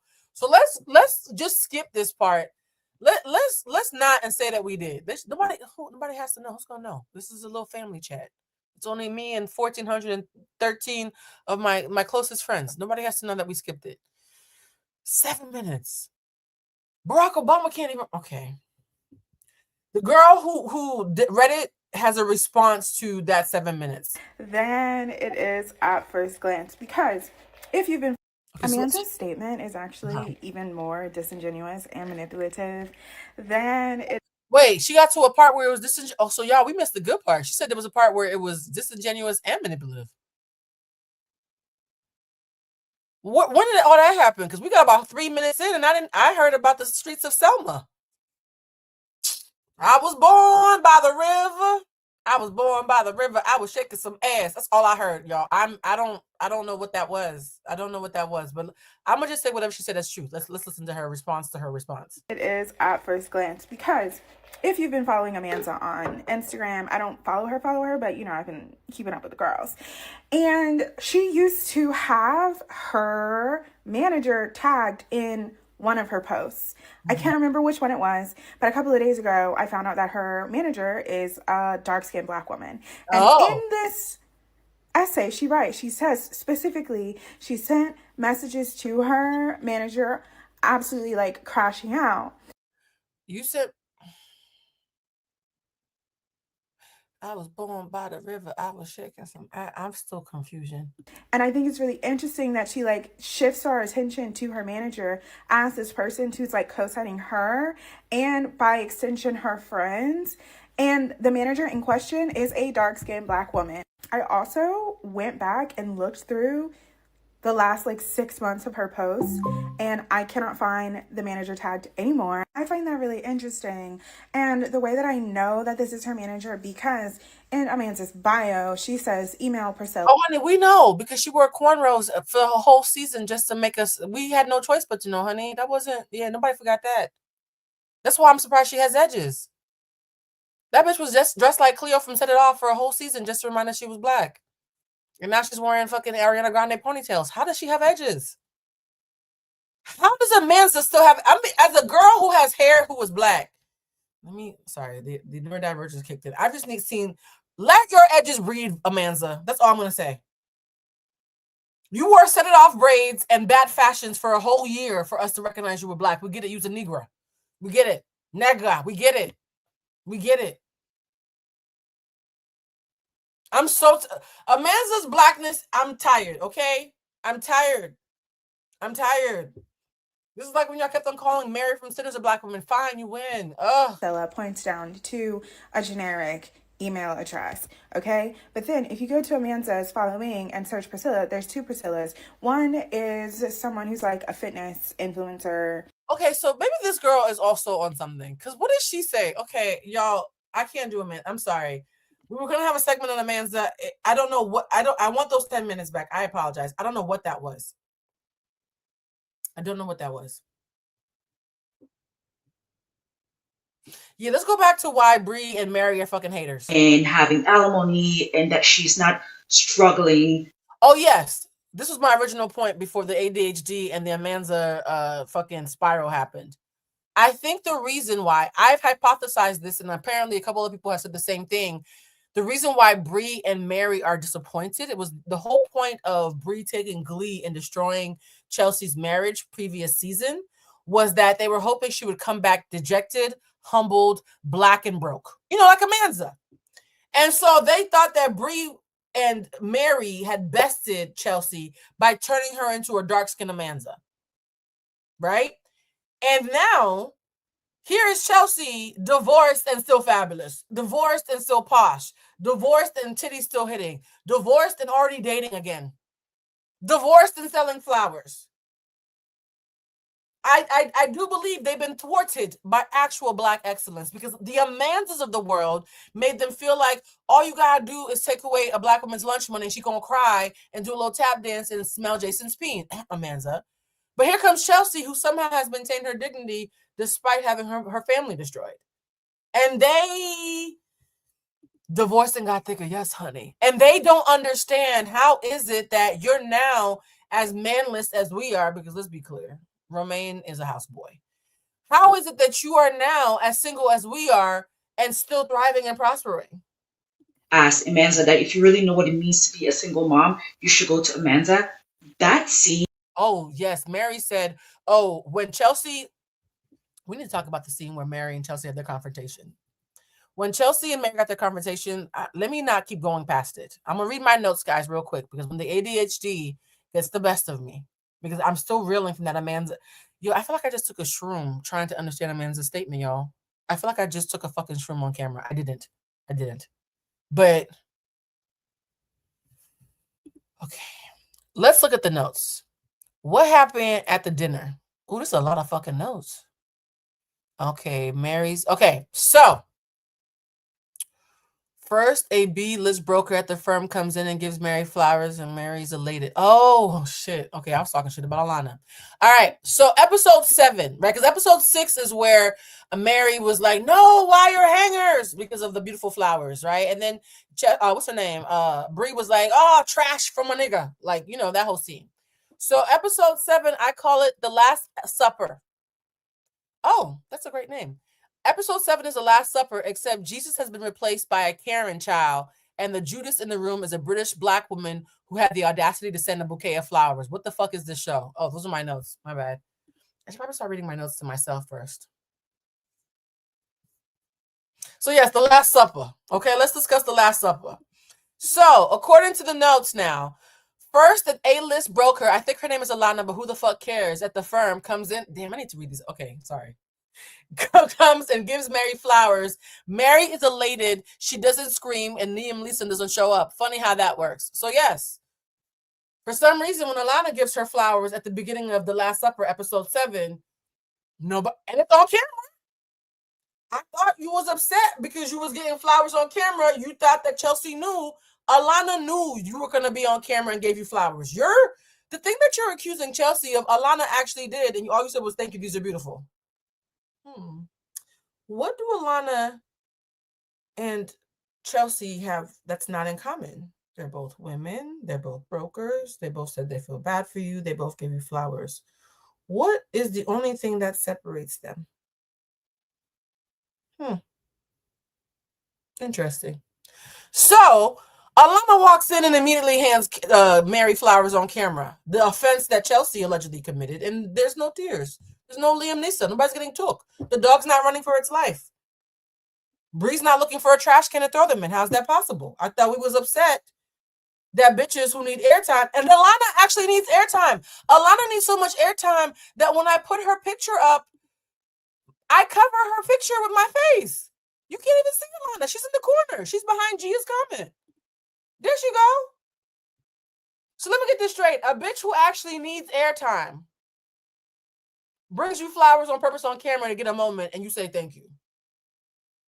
But the bitch who the camera can't help but follow happens to send flowers the same day that, unbeknownst to her, the camera crew is going to be there, and now she needs to be unemployed because you want her to be eating out of a trash can with her babies.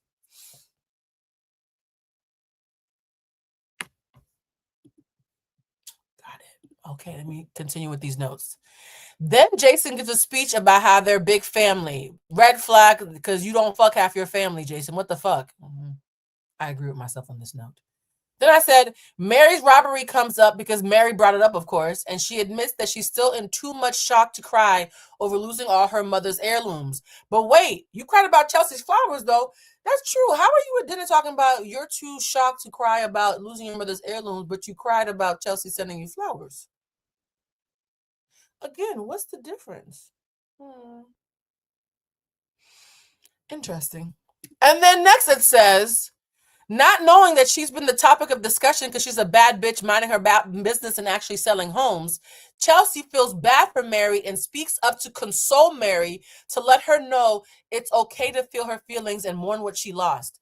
That's what's crazy. When Mary brings up the robbery, the loudest voice consoling her and telling her it's okay to cry and feel your feelings is Chelsea. What did I say earlier? That lying ass manipulators hate it when your basic decency, when the consistency of your character, unbeknownst to you, proves that they are liars. Every time that someone lies on me, a complete unknown entity, a stranger, a friend of a friend, a parasocial relationship will say, hey, Blue's not lying. I saw when she did that last year. I was there. I saw it. This is why I don't feel the need to respond to everything, because when people lie on me, the consistency of my character always covers me. I'm so painfully and obnoxiously consistent. Chelsea is the same way. Chelsea's just out here being a decent Brit, sending some lovely flowers to somebody in hard times. And Mary is now sitting here watching the woman that she just tried to get fired be the only person to console her at the table. You know she started to panic. Bitch, you fucking up the narrative, huh? You fucking up the narrative. All right, let's look back at these notes so I can stay on task. Let me see. Heartache and grief can either make you bitter or deepen your capacity for compassion. I believe the divorce that Brie hoped would make Chelsea bitter just made her more mindful. This is probably the most compassionate she's been the entire season, and Mary and Brie hated. Oop, again, I agree with myself. Brie was trying to make Chelsea as bitter as she already is, and all it did was reveal Chelsea's heart underneath those beautiful outfits. Awkward, huh? You thought her mask would slip like your Botox, and all it revealed was a beautiful person inside. That must suck, huh, Brie? Yikes. Mary's face is tight, and no, I don't think it's because of the Botox. While Chelsea gives her a beautiful speech, because again, she's ruining Chelsea is ruining the narrative by being a decent human. Mary thanks everybody for reaching out privately.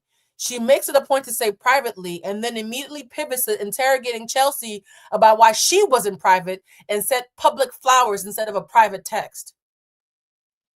She alleges that it was insincere and done for camera time. Chelsea says she doesn't want to pander for the camera because the camera will always find her beautiful mug anyways. She clocks her tea, and Brie is so stunned by the flex, all she can say is wow. Blue, look at Brie's original face. Oh, I did that. Sorry, those are my notes. Yeah. So that's awkward. And then Chelsea says, I'm not your op. Like, bitch, my marriage just ended on this show. I have kids to feed. I'm not your op. Do I have that episode? That thing? Hold on. I think I want to risk it again. I want to risk it and see if I can pull up that moment, because when Chelsea was saying the I'm not your op thing, that shit, I know that feeling so well when somebody wants so badly to have beef with you. They want so badly to have beef with you, and you're just like, girl, do you not know I have bigger fish to fry? Hold on. Actually, should I not play it? I'm a little okay. Actually, maybe I won't play I'm Not Your Up because I feel like that. Let's play somebody's comments about the flowers because I don't want to play and get in trouble. I'm wrong, but am I the only one who thinks it makes all the sense in the world for Chelsea to Wait, I know Catfish said she wasn't robbed. I knew it. What we say? Somebody owes Eddie and Wendy a fruit basket because y'all act like they're the only ones out here who need some insurance money. Mike, did we go to Catfish's baby shower? Haitian Catfish, right? Oh, okay. Well, yeah. Well, you have it here. Breaking news. Mike, you really need to come back on the show next week. Had I known, I would have had you come on today, child. So I already said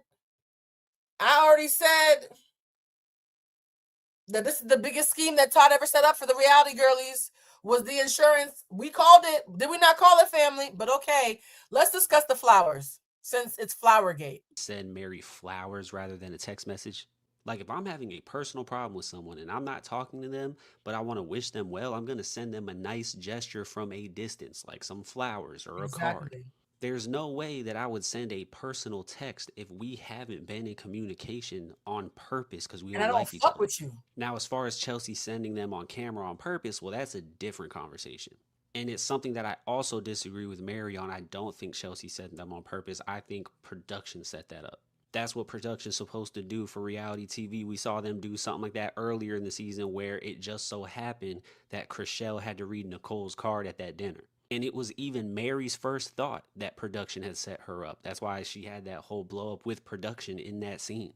But let's talk about trying to get clout on camera. Because Jason gave her 2 watches on. Oh, yes. When Mary was robbed, Jason consoled her as the first woman on the cast to smell his penis by giving her 2 Rolexes. Camera, and she didn't have a problem with that. And we could talk about Jason and the horrible dynamics of working with his exes and the power dynamics and all that favoritism. It's giving lawsuit. Not too much. It's giving lawsuit. Now I'm gonna still risk it because my Gemini rising just wants to risk it. Let's watch about 6 seconds of this moment where Chelsea's like, "Wait, how are you mad at me? I just spent 5 minutes consoling you while these other bitches were just watching and eating their fruit salad. How am I? And I sent you flowers." I'm not your opposition. Me and you don't need to go head to head. It was more so. So you see, she's like, "I'm not your op. I'm not your opposition. Like, we're good. We're good. Like, what the fuck is the problem, ho? Bitches, you okay?" I so understood this feeling. There have been so many people who've had one-sided beef with me. And I'm finding, I once had a homegirl who would come to my house every single day. Every single fucking day, she would come pick me up to run errands with her. Because I was working from home, because, I've always worked remotely.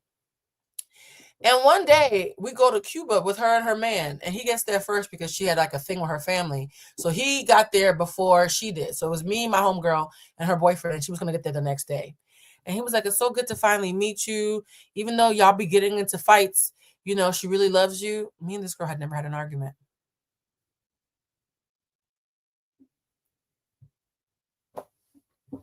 Me and this girl had never had an argument, but she talked so much shit about me to her man. He just assumed that we had been fighting. It is the weirdest feeling when you're just living your life and you find out that somebody's been beefing with you by themselves for God knows how long. And my first thought to her was, when did we argue? Like, what's going on? Are we good? Like, we can talk about it now. And you could tell that's what Chelsea's doing. She's like, "I'm not your op, so what the fuck is going on, Mary?" Like, just so you know that when someone goes through something that's hard, I'm in your corner, even if me and you are not friends. She's trying to say, I'm not a horrible person. I'm not a clout demon. I don't have to send you a $150 bouquet. Have you heard my voice? I'm posh. If I was going to do something for a look, honey, it'd be bigger than $150. I do believe that. If I was a stunt queen, I would have done more than 1-800-Flowers. The flowers are cute, but $150 at 1-800-Flowers is like a second or third tier. It's considered good, but it's not a fucking clout. Do you think someone who looks like Chelsea is going to spend $150 if she want a clout?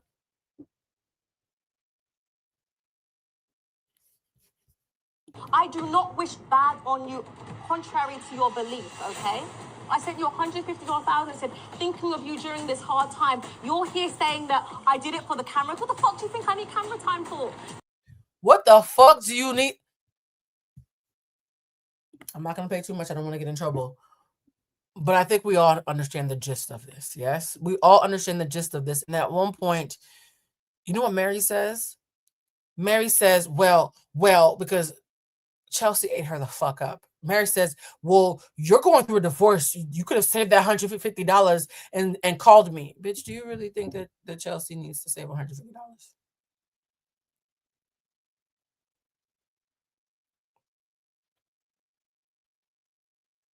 I'm just an emotional intelligence coach and YouTuber and spiritualist, and I can afford to send $150. Little old me can afford a $150 bouquet. And you trying to tell me you really think that I was just married to a billionaire, Chelsea, can't afford to send you? So now you're not mad at Chelsea because she ate you the fuck up. Now you're like, well, girl, I was just concerned because you spent $100. I'm gonna get my face regardless, trust me. Wow. Okay, I don't need fucking camera time. You really think I give a fuck about these fucking cameras? Wow. I'm sorry. I had to play the wow. I had to play the wow. You thought that Chelsea was trying to clout chase with a $150 bouquet. So that we're back to this theory. Because at one point during the confessional after this, Mary says she's talking about that she's compassionate now because she's a single mother who's going through divorce. You want to know who's really a downtrodden black bitch single mother going through divorce? Amanza. That's who should be saying that. My best friend of 24 years, that's the broke black bitch in the room. You acting like you a broke black bitch. I was like, now hold on now. How did Amanza catch a stray? I'm not the biggest Amanza fan. Amanza's probably at home like, how I get in it?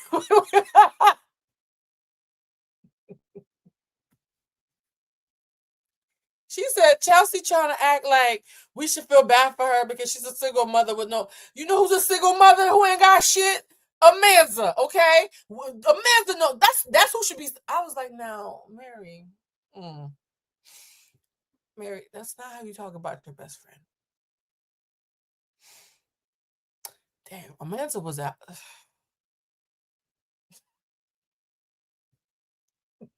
I'm so sorry. I'm so sorry. Am I the only one who cackled?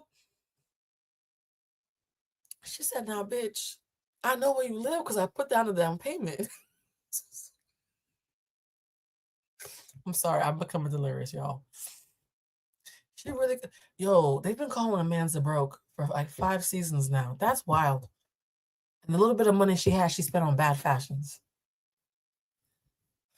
All right, let's watch this lady's theory, y'all. Is exactly what we need to know when we want to understand why Mary hates Chelsea. I promise you. That scene says it all.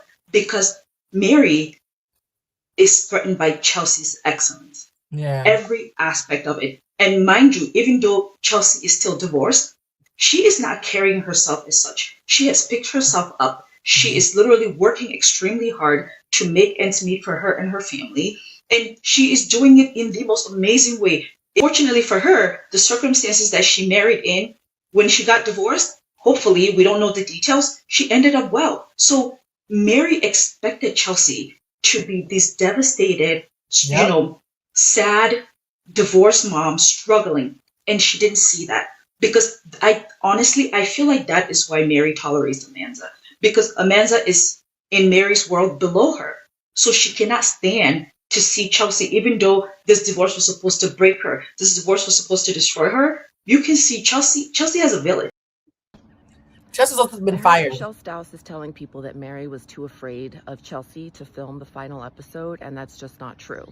In the final episode that should have aired, Mary and Jason confront Chelsea in the office, and they both fire her. Chelsea then accuses them, rightfully so, of being racist. Just like he did at that other dinner, Jason then demanded that the cameras be turned off, and he threatened to cancel Selling Sunset and Selling OC if the production company aired that footage. So they left it out. That's why the season ends that way. And I am an attorney, and the reason I know this is because more than one former and or current cast member has reached out to me because they are contractually precluded from explaining this. So think about it. Think about it. The contract says they can't talk. It doesn't say this lawyer can't talk. This is brilliant. Sharing some of these details, but I'm not contractually bound by anything. So everything that I say is the truth. And somebody said Mary's a Leo. Mike, not you catching a stray. Well, in true unevolved Leo fashion, now that Mary is getting backlash, she's now telling us that we heard her wrong. She was never mad at Chelsea. So Mike said, wait, not too much on Leos. I said unevolved Leos. Mary said, no, I wasn't mad at Chelsea. I was worried about Liam Neeson taking the producer. That's who was getting took. I was not mad at Chelsea. I love niggas. I mean, black people. Amanda is my best friend. If I was racist, then how am I best friend with the broke single mother? Huh? How am I racist? Isn't that right, Precious? Child. I was yelling at production. I was not mad at Chelsea for sending flowers, and because I don't think it was really her that sent the flowers. Because do y'all see why I said that she's shaky and she looked like she used to hang out with Charlie Sheen? Y'all see it? Y'all see it? Okay. And when I say shaky, I'm not talking about having a disorder like Parkinson's. I mean, you was dipping and diving, if you know what I mean. Okay? I don't mean the autoimmune disorder kind of shaky. I mean more like Bobby kind of shaky. We all know what I'm talking about. production had a hand in it. Do you know what always makes me laugh? Yeah. A thing that really makes me laugh is whenever somebody is lying and you know that they're lying and they know that you know that they're lying, but they're still continuing to run with just it. Keep on lying. Run with it. That's literally how I feel watching Mary try and spin this whole I was mad at production thing. Like, who do you think you're speaking to? Like, something that we saw with our own eyes. Like, did she forget that she made a whole scene, not only at her house? She then proceeded to make a scene at the table. Yeah. Chelsea checked her. She then cried wolf. Said that she was scared for her life.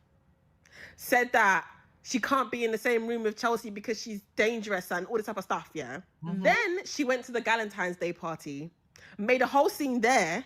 Oh, we didn't even talk about Galentine's. So Chelsea declined to show up for Bree's Galentine's. Let me just say something about Galentine's real quick. The fact that Bree is making fun of the fact that y'all making fun of me and Nick, but at least I'm not divorced, honey. We would have to marry you before he could divorce you. You couldn't even get that. Bree, you can't even get divorced. What are you saying, babe? It's like when people say, oh, well, why do I need to go to college? Bill Gates was a Harvard dropout, but he had to get into Harvard first, baby. Show me you can get into Harvard, then we can talk about you dropping out. What are you saying?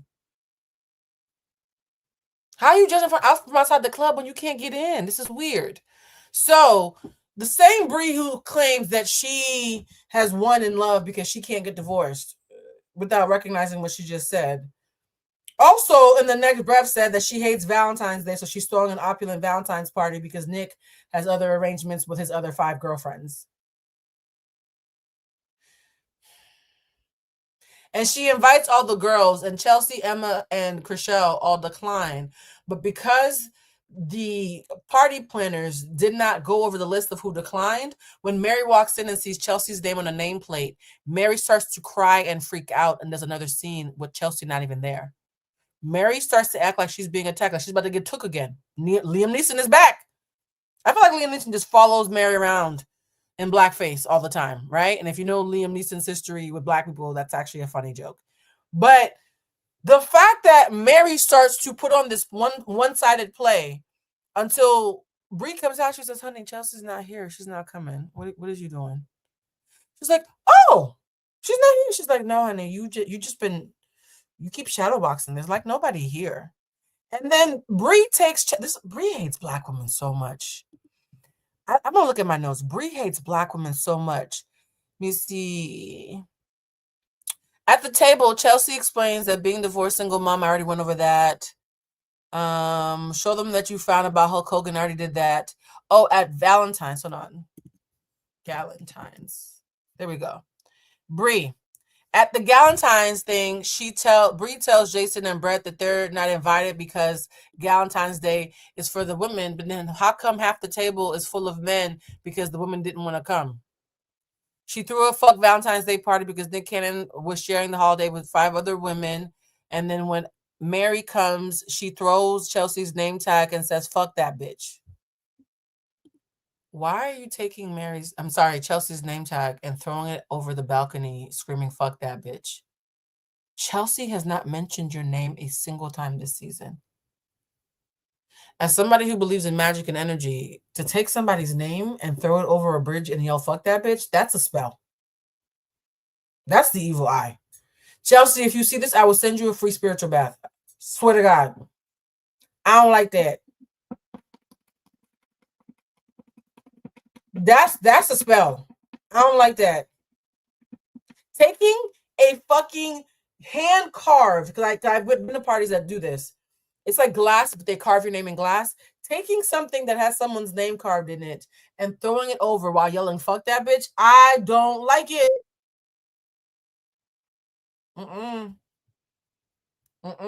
It's bad juju. It's quite literally bad juju. Acted like she was scared for her life for a person that wasn't even there. Someone that wasn't even checking for her. Mary, be so for real. Like, who do you think you're trying to fool? Like, it's actually embarrassing. Like, it's actually embarrassing. Like, I know the backlash was a lot, but you should have worn it. Like, I know it doesn't mean much right now, but I'm so sorry. I hate that this has even happened. That is the angle that you should have taken. Do you know what I mean? That is the angle that you should have taken.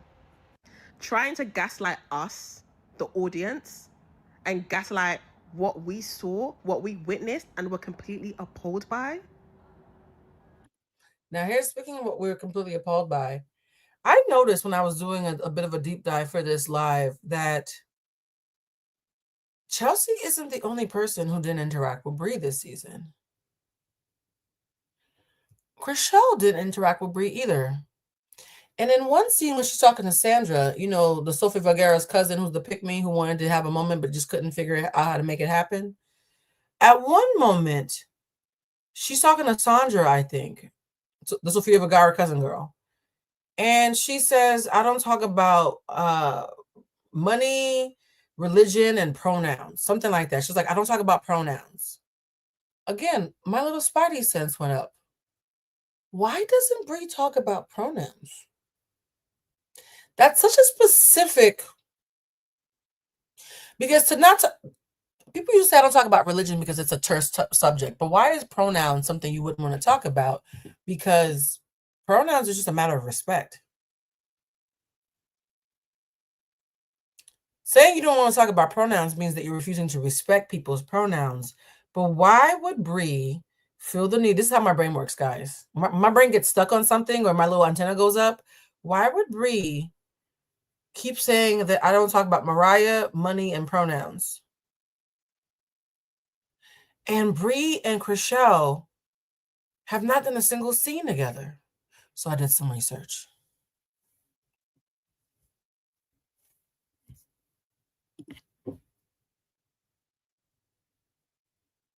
Y'all know what happens when I did some research. Apparently, Brie's getting sued, guys. And it has something to do with the gays and pronouns. Crishell didn't talk to Brie in Selling Sunset Season 9, but the real reason why just came out. It turns out that Brie has a lawsuit against her for harassing her previous employees, and she's also been using slurs against the LGBTQ community. But yikes! Apparently, the only thing Brie hates more than black women is gay people.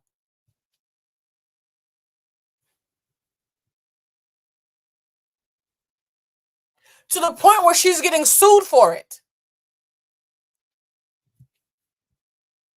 So, Crishell, my partner's pronouns are they, and Chelsea, posh, opulent black Brit, that duo. Suddenly, I understand why she said the word trash like that. And y'all see how Brie's behavior suddenly makes sense with context? But there's even more to the story than that.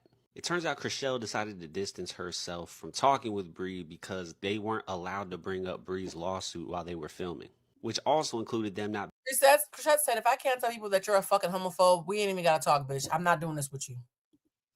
Crishell's a real ass bitch. In fact, Mike, you got a shout out earlier. I was talking about how that time that me, you, and Nina were supposed to go to dinner. Nina and Crishell were on that Medium show, and she was so drained from just how emotional it was on Netflix, she ended up canceling the dinner. And that's how I found out that her and Crishell were even friends, and how recently Nina came out and put out a statement defending Crishell and saying that she knows Crishell and she can vouch for her as a person. And I actually really love that she did that, because it seems that Crishell really is about it. Crishell is willing to lose money for her principles. That is the utmost of advocacy. Now everybody, even people are like, oh, she can afford it. No, in these times, even my rich friends are counting their pennies.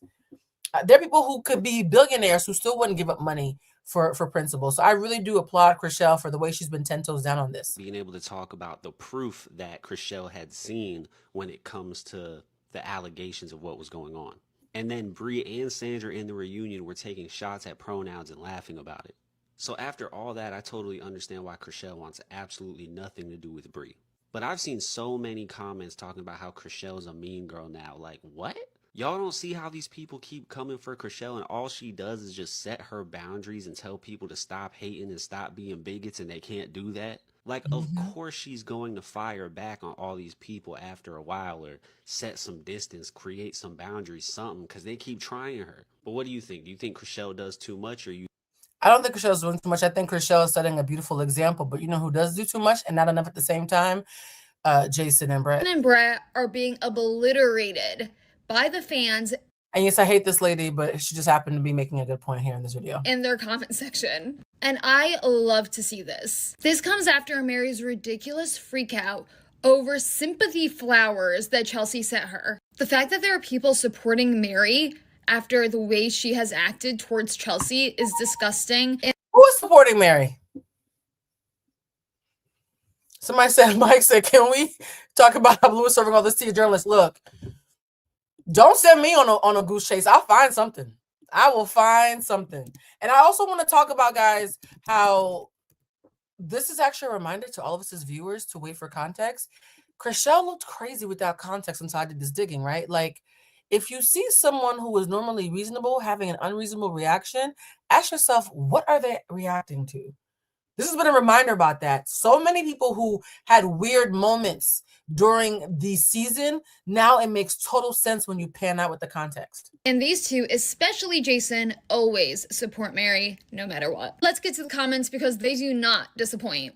I want to start with this one because they make a great point. Quick question. Why was Chelsea asked to prove herself by selling a house before she could be a part of The Office, but everyone not of color gets to join without even having a license? If you guys watched when Chelsea had joined the show, that's exactly how she joined Oppenheim. Where is HR? You can't continue to fire everyone Mary has a problem with. She may be your ex, she may be a family friend and trusted agent, and yes, we know she was there from the beginning, but the work ethics are wrong. If Chelsea's presence is a trigger for Mary, that's something Mary should bring up in therapy, not threaten to leave if Chelsea's not fired. Ridiculous and unprofessional. This is for Jason, Brett, and production. When Mary had a miscarriage in the show, Crishell brought her gifts in front of cameras. Alana, this season, brought her a bouquet of flowers in front of the cameras. You, Jason, gave her 2 Rolex watches and offered her therapy in front of cameras. The list can go on, but Mary went crazy and overreacted because Chelsea's flowers. Jason, flowers is not a threat. Flowers is not shade. Flowers is empathy. Please do better. People are watching you, and this is not correct. Yep. Someone else commented, So now, guys, you see how what do I always say? A lot of people don't do the right thing because they are remorseful. They do the right thing because they're embarrassed. And I wanted to read the message that Nina wrote about Crishell on her public page. And it says here, let me make it bigger so I can see. I have opinions on Selling Sunset, but I also have a ton of background because I know these women personally. I'll just say this. Crishell is as thorough as it comes. She doesn't waver on what she believes in and says it to your face. That's hard to swallow when you're used to people doing it behind your back. I love her down. And Crishell writes in the comments, love you. I trust Nina's opinion on this, y'all. I do. And I'm going to end it on this note. At this point, we know that Bree's a piece of shit and Mary is a racist. My personal opinions. Not a fact, my personal opinions. And I would say this in front of a judge. So, as at best, she is a blackfishing racist apologist, right?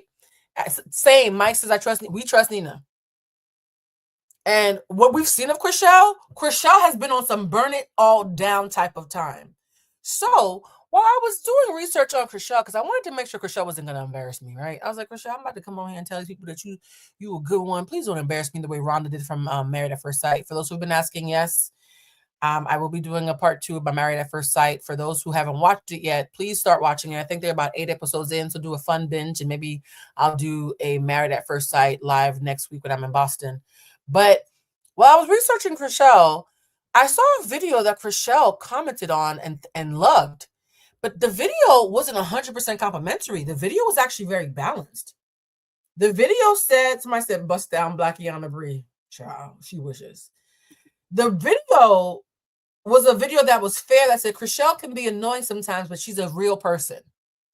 And I have not watched the entire video, but the fact that the video started off not being super complimentary, but Crishell still loved it and thanked her for it, I was like, oh, we love an unbiased queen. So we're going to watch this video together, guys. This is going to be the final clip of the night because I've been doing this for a couple of hours now. This is a video that Crishell herself, the star of the show who we've just heard might have just quit over this bullshit, and I don't blame her. This is the video of what she endorses as a good review of the season, because I'm curious to see what Crishell thinks a fair review is. So let's watch this together for the first time. Season, the 9th season of Selling Sunset, it's become very apparent that probably fucking everybody on that fucking show is MAGA, besides Chelsea and Crishell. Crishell has always been my favorite. Like, she's the reason why I watch the show, is Crishell. Obviously, I think like throughout the years, there's been some times where I'm like, oh, I feel like maybe she's not being super reasonable. There's certain things like, whatever, she's not a perfect person. I like flawed, normal fucking people, and I feel like Crishell is a normal person that has empathy, that is kind, that's like a good fucking person, which I don't feel like the majority of people on that show are that way. I've always liked Chelsea. Obviously, there's been like, you know, there was a lot of drama with her and other people, but like, to be honest, like, I've always kind of taken her side a little bit, you know, and like back when like Brie came on the show and Chelsea was like making comments about like, oh, her being with Nick Cannon having like a bunch of baby mamas. Like, the thing is like, maybe that was inappropriate to say, maybe it's not her place, but also like, we're all thinking it. Exactly. Like, we're all thinking it. So kind of, it's like, thanks girl for doing us a service. Because I wouldn't say that to someone's face. I'd probably like think it in my head. I probably wouldn't even talk about it behind people's back, but probably in my head I'd be like, damn, like, he's out here impregnating everybody. And then you think you're like special.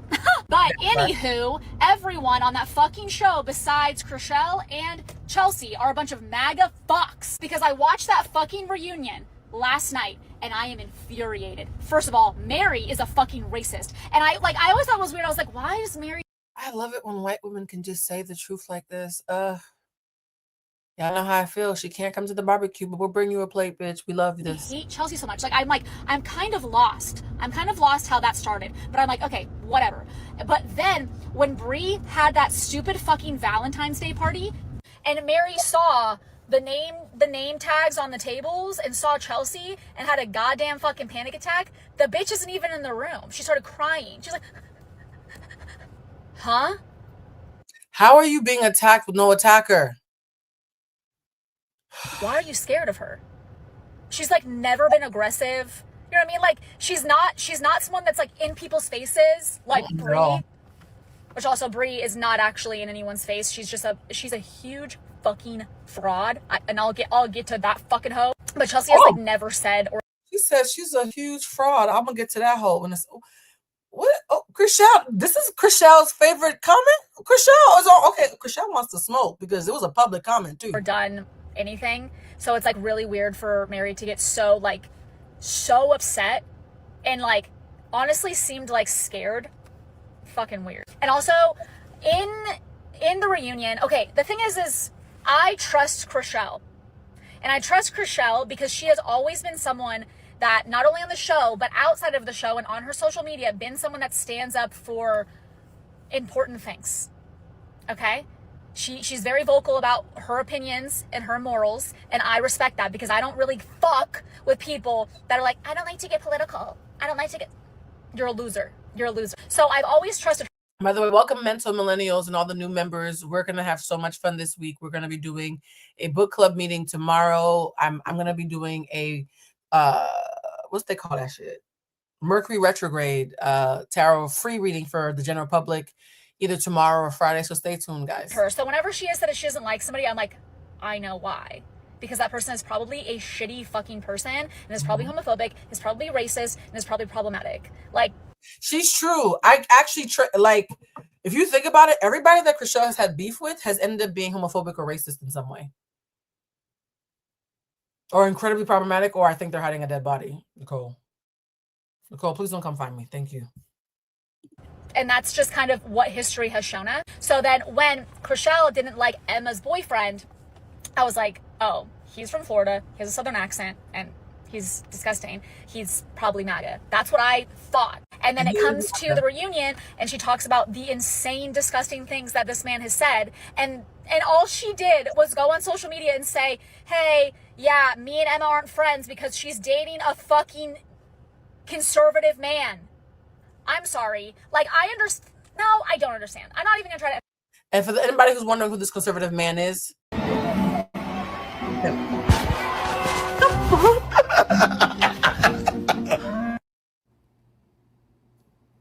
I'm gonna play this over. This is the man that Emma gave up her best friend for.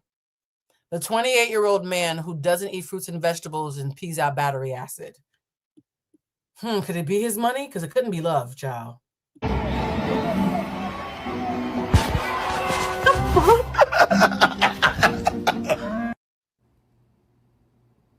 If there's one thing I've learned about season 9 or whatever season we're on for Selling Sunset, it's that Crishell needs to be meaner. Because if I was on that couch at that reunion, my blood was boiling for her. Crishell is very PR trained, but it is so beautiful when her human side comes out and she's like, listen, I can't really put on this mask anymore. It's gonna come off and I'm gonna tell you how I feel. It was really sad, though, to watch her have to defend herself over and over again to a room full of people who only care about social media and surface-level things. And listen, Chelsea, she had her back as much as she could, but she has her own issues to worry about with white woman tears across the way from Mary, so that's okay.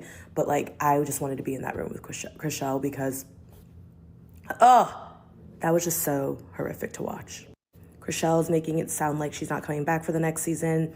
Honestly, I hope she doesn't, because the way that this show has been produced and edited is just really leaning toward the country's current climate and agenda. And so it is harmful for her and G.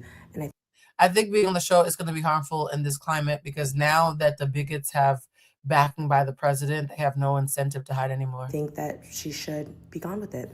And honestly, she's the main character of the show, and she always has been, and Chelsea right alongside with her. And if she and Chelsea leave, it's just done. It's done. And Mary, take that Monroe piercing out. I know you've been through shit this year. Many of us have been through worse. And we're not resorting back to a piercing that we got in 2010. That's so insane to be the person that's like, why would you say that about me? She didn't say that about you, Emma. She said that about your bitch ass man. Your man that doesn't have a job. That's a real estate heir. Meaning unemployed. And So wait, her man is rich and unemployed? So all he has is time to harass her and rub her face in his... How old is Emma to be dating a 29-year-old who doesn't eat fruits and vegetables? How old is she? I will never understand that. I don't fuck with people. They're like, wow, you can't just expose people like that. I can expose bad people. That's the whole point of life.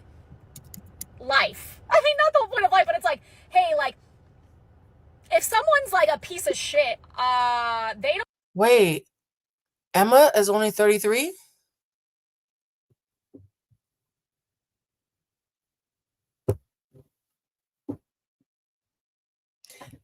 Somebody said almost 40. Girl, that's not how numbers work. 33 is nowhere near 40.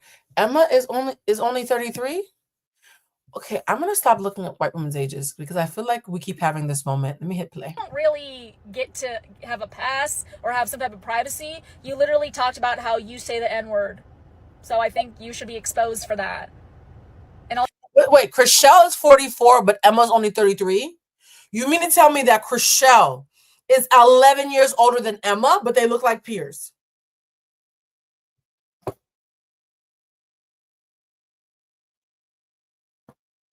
Also, Emma, why are you dating him? And Crishell is in a queer relationship.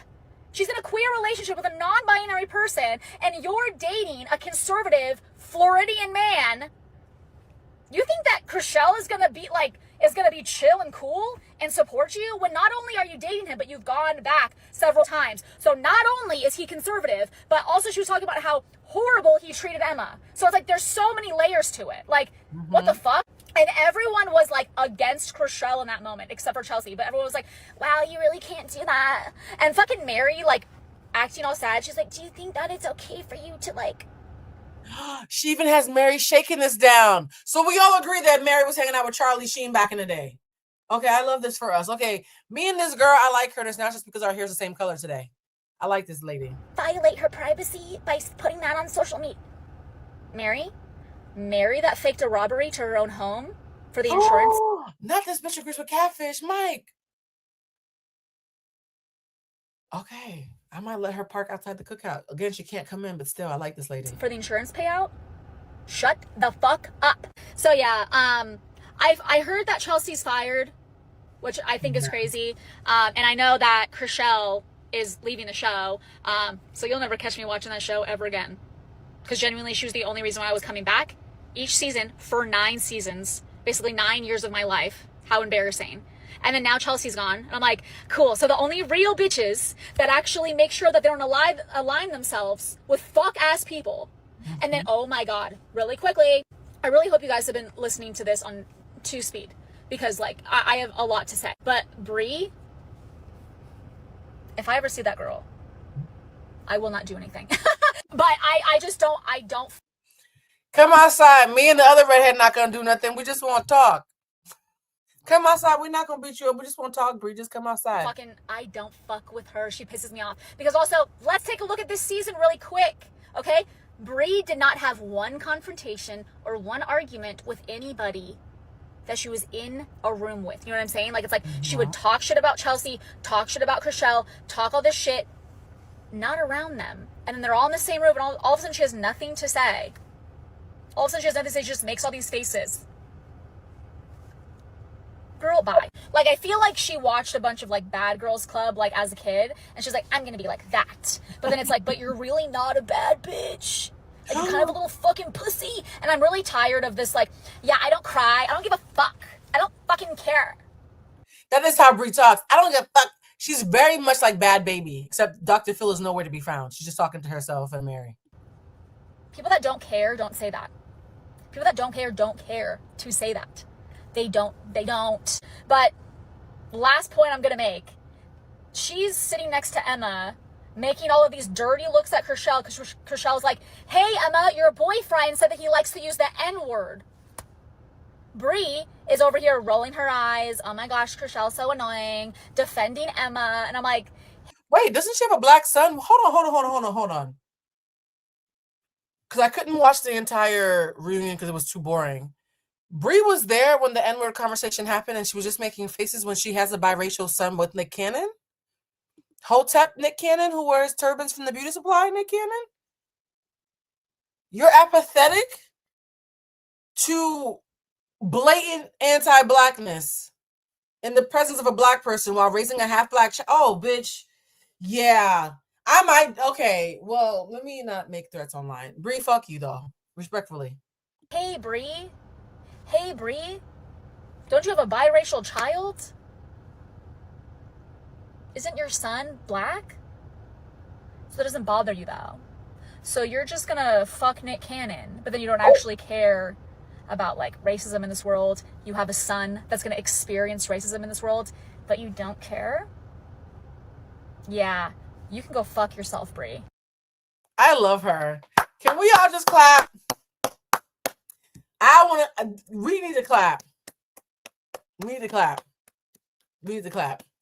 And guys, this has been, y'all see why I was 19 minutes late? Because I was drowning in receipts. And you guys, these are not all the receipts. I still have like another hour of receipts if I want to, but I can't do it. I'm tired. Mike said, Bree is raising the kind of black man that grows up to date a Huda. Oh, and the cycle continues. Someone said, I blame Nick Cannon and black men who impregnate women like this, white women like this. We already talked about that video we saw last week about the white woman who said that black men confessed to her that they fetishize getting them pregnant. Yeah, I agree. Mike is on point on that one, guys. This was You guys love gingers? That means you love me. Yay. Child, I might be back to blonde tomorrow. I don't know. This has been a lot. I think I rest my case, Your Honor. Mary's racist, Bree, so is Bree. And one of them has a black child, and rinse, repeat. And both of them move like MAGA and have no problem associating or being engaged to MAGA. So it's a tricky time. I think Selling Sunset needs to be over. Now, Selling Sunset always does it a season ahead, which means they already probably have season 10 in the can because they usually do 2 seasons at a time. After next season, it needs to be over. It needs to be over. I know I've said this about Love Island, but I might still watch Love Island next year. I'm not sure I can stomach another season of Selling Sunset because hate watching is still watching, guys. All right, this concludes today's live. I'll be back tomorrow. Members, if you're not a member, please look at the caption, the description box. You'll see it says join the academy. It is $10 a month, guys. So I feel like Sarah McLaughlin. For 65 cents a day, you can hear even more content from Blue. Our last members only live from Friday. If you guys want to talk about the hot topics from Friday and you're late to the party, our last members only live on Friday was 3.5 hours. We talked about so much shit. We talked about Glorilla versus Megan and our thoughts around Glorilla and Megan. We had a long conversation about that. We talked about the Studsbin, the Studstitute, the Stud. Yes, for those of you who are not members, there is a stud substitute teacher who recently got fired for many things. Many grievances, not least of which wearing a strap to school. That was an interesting conversation because my sister actually is a teacher and she had a lot of thoughts about that.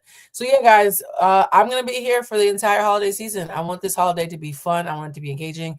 I hope you guys had a great time. I know I did. It's been 3 hours and 40 minutes. I need to go lay down now. I love y'all so much. Please like, subscribe, share with a friend.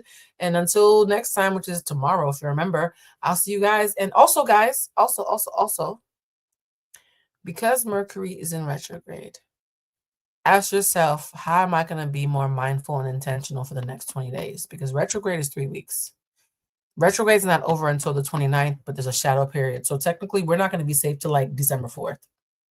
So how are you going to slow down and pace yourself to be more mindful over the next month? That is the opportunity retrograde. We always talk about the warnings of retrograde. The opportunity, though, is to pace yourself and be intentional. Okay? It's a challenge, but it's doable. I love you guys so much. And shout out to the Blue Crew. Shout out to Mike for showing up. Mike, don't forget, I need to get you on sometime soon. And I'm going to bed. Love you, family. Bye.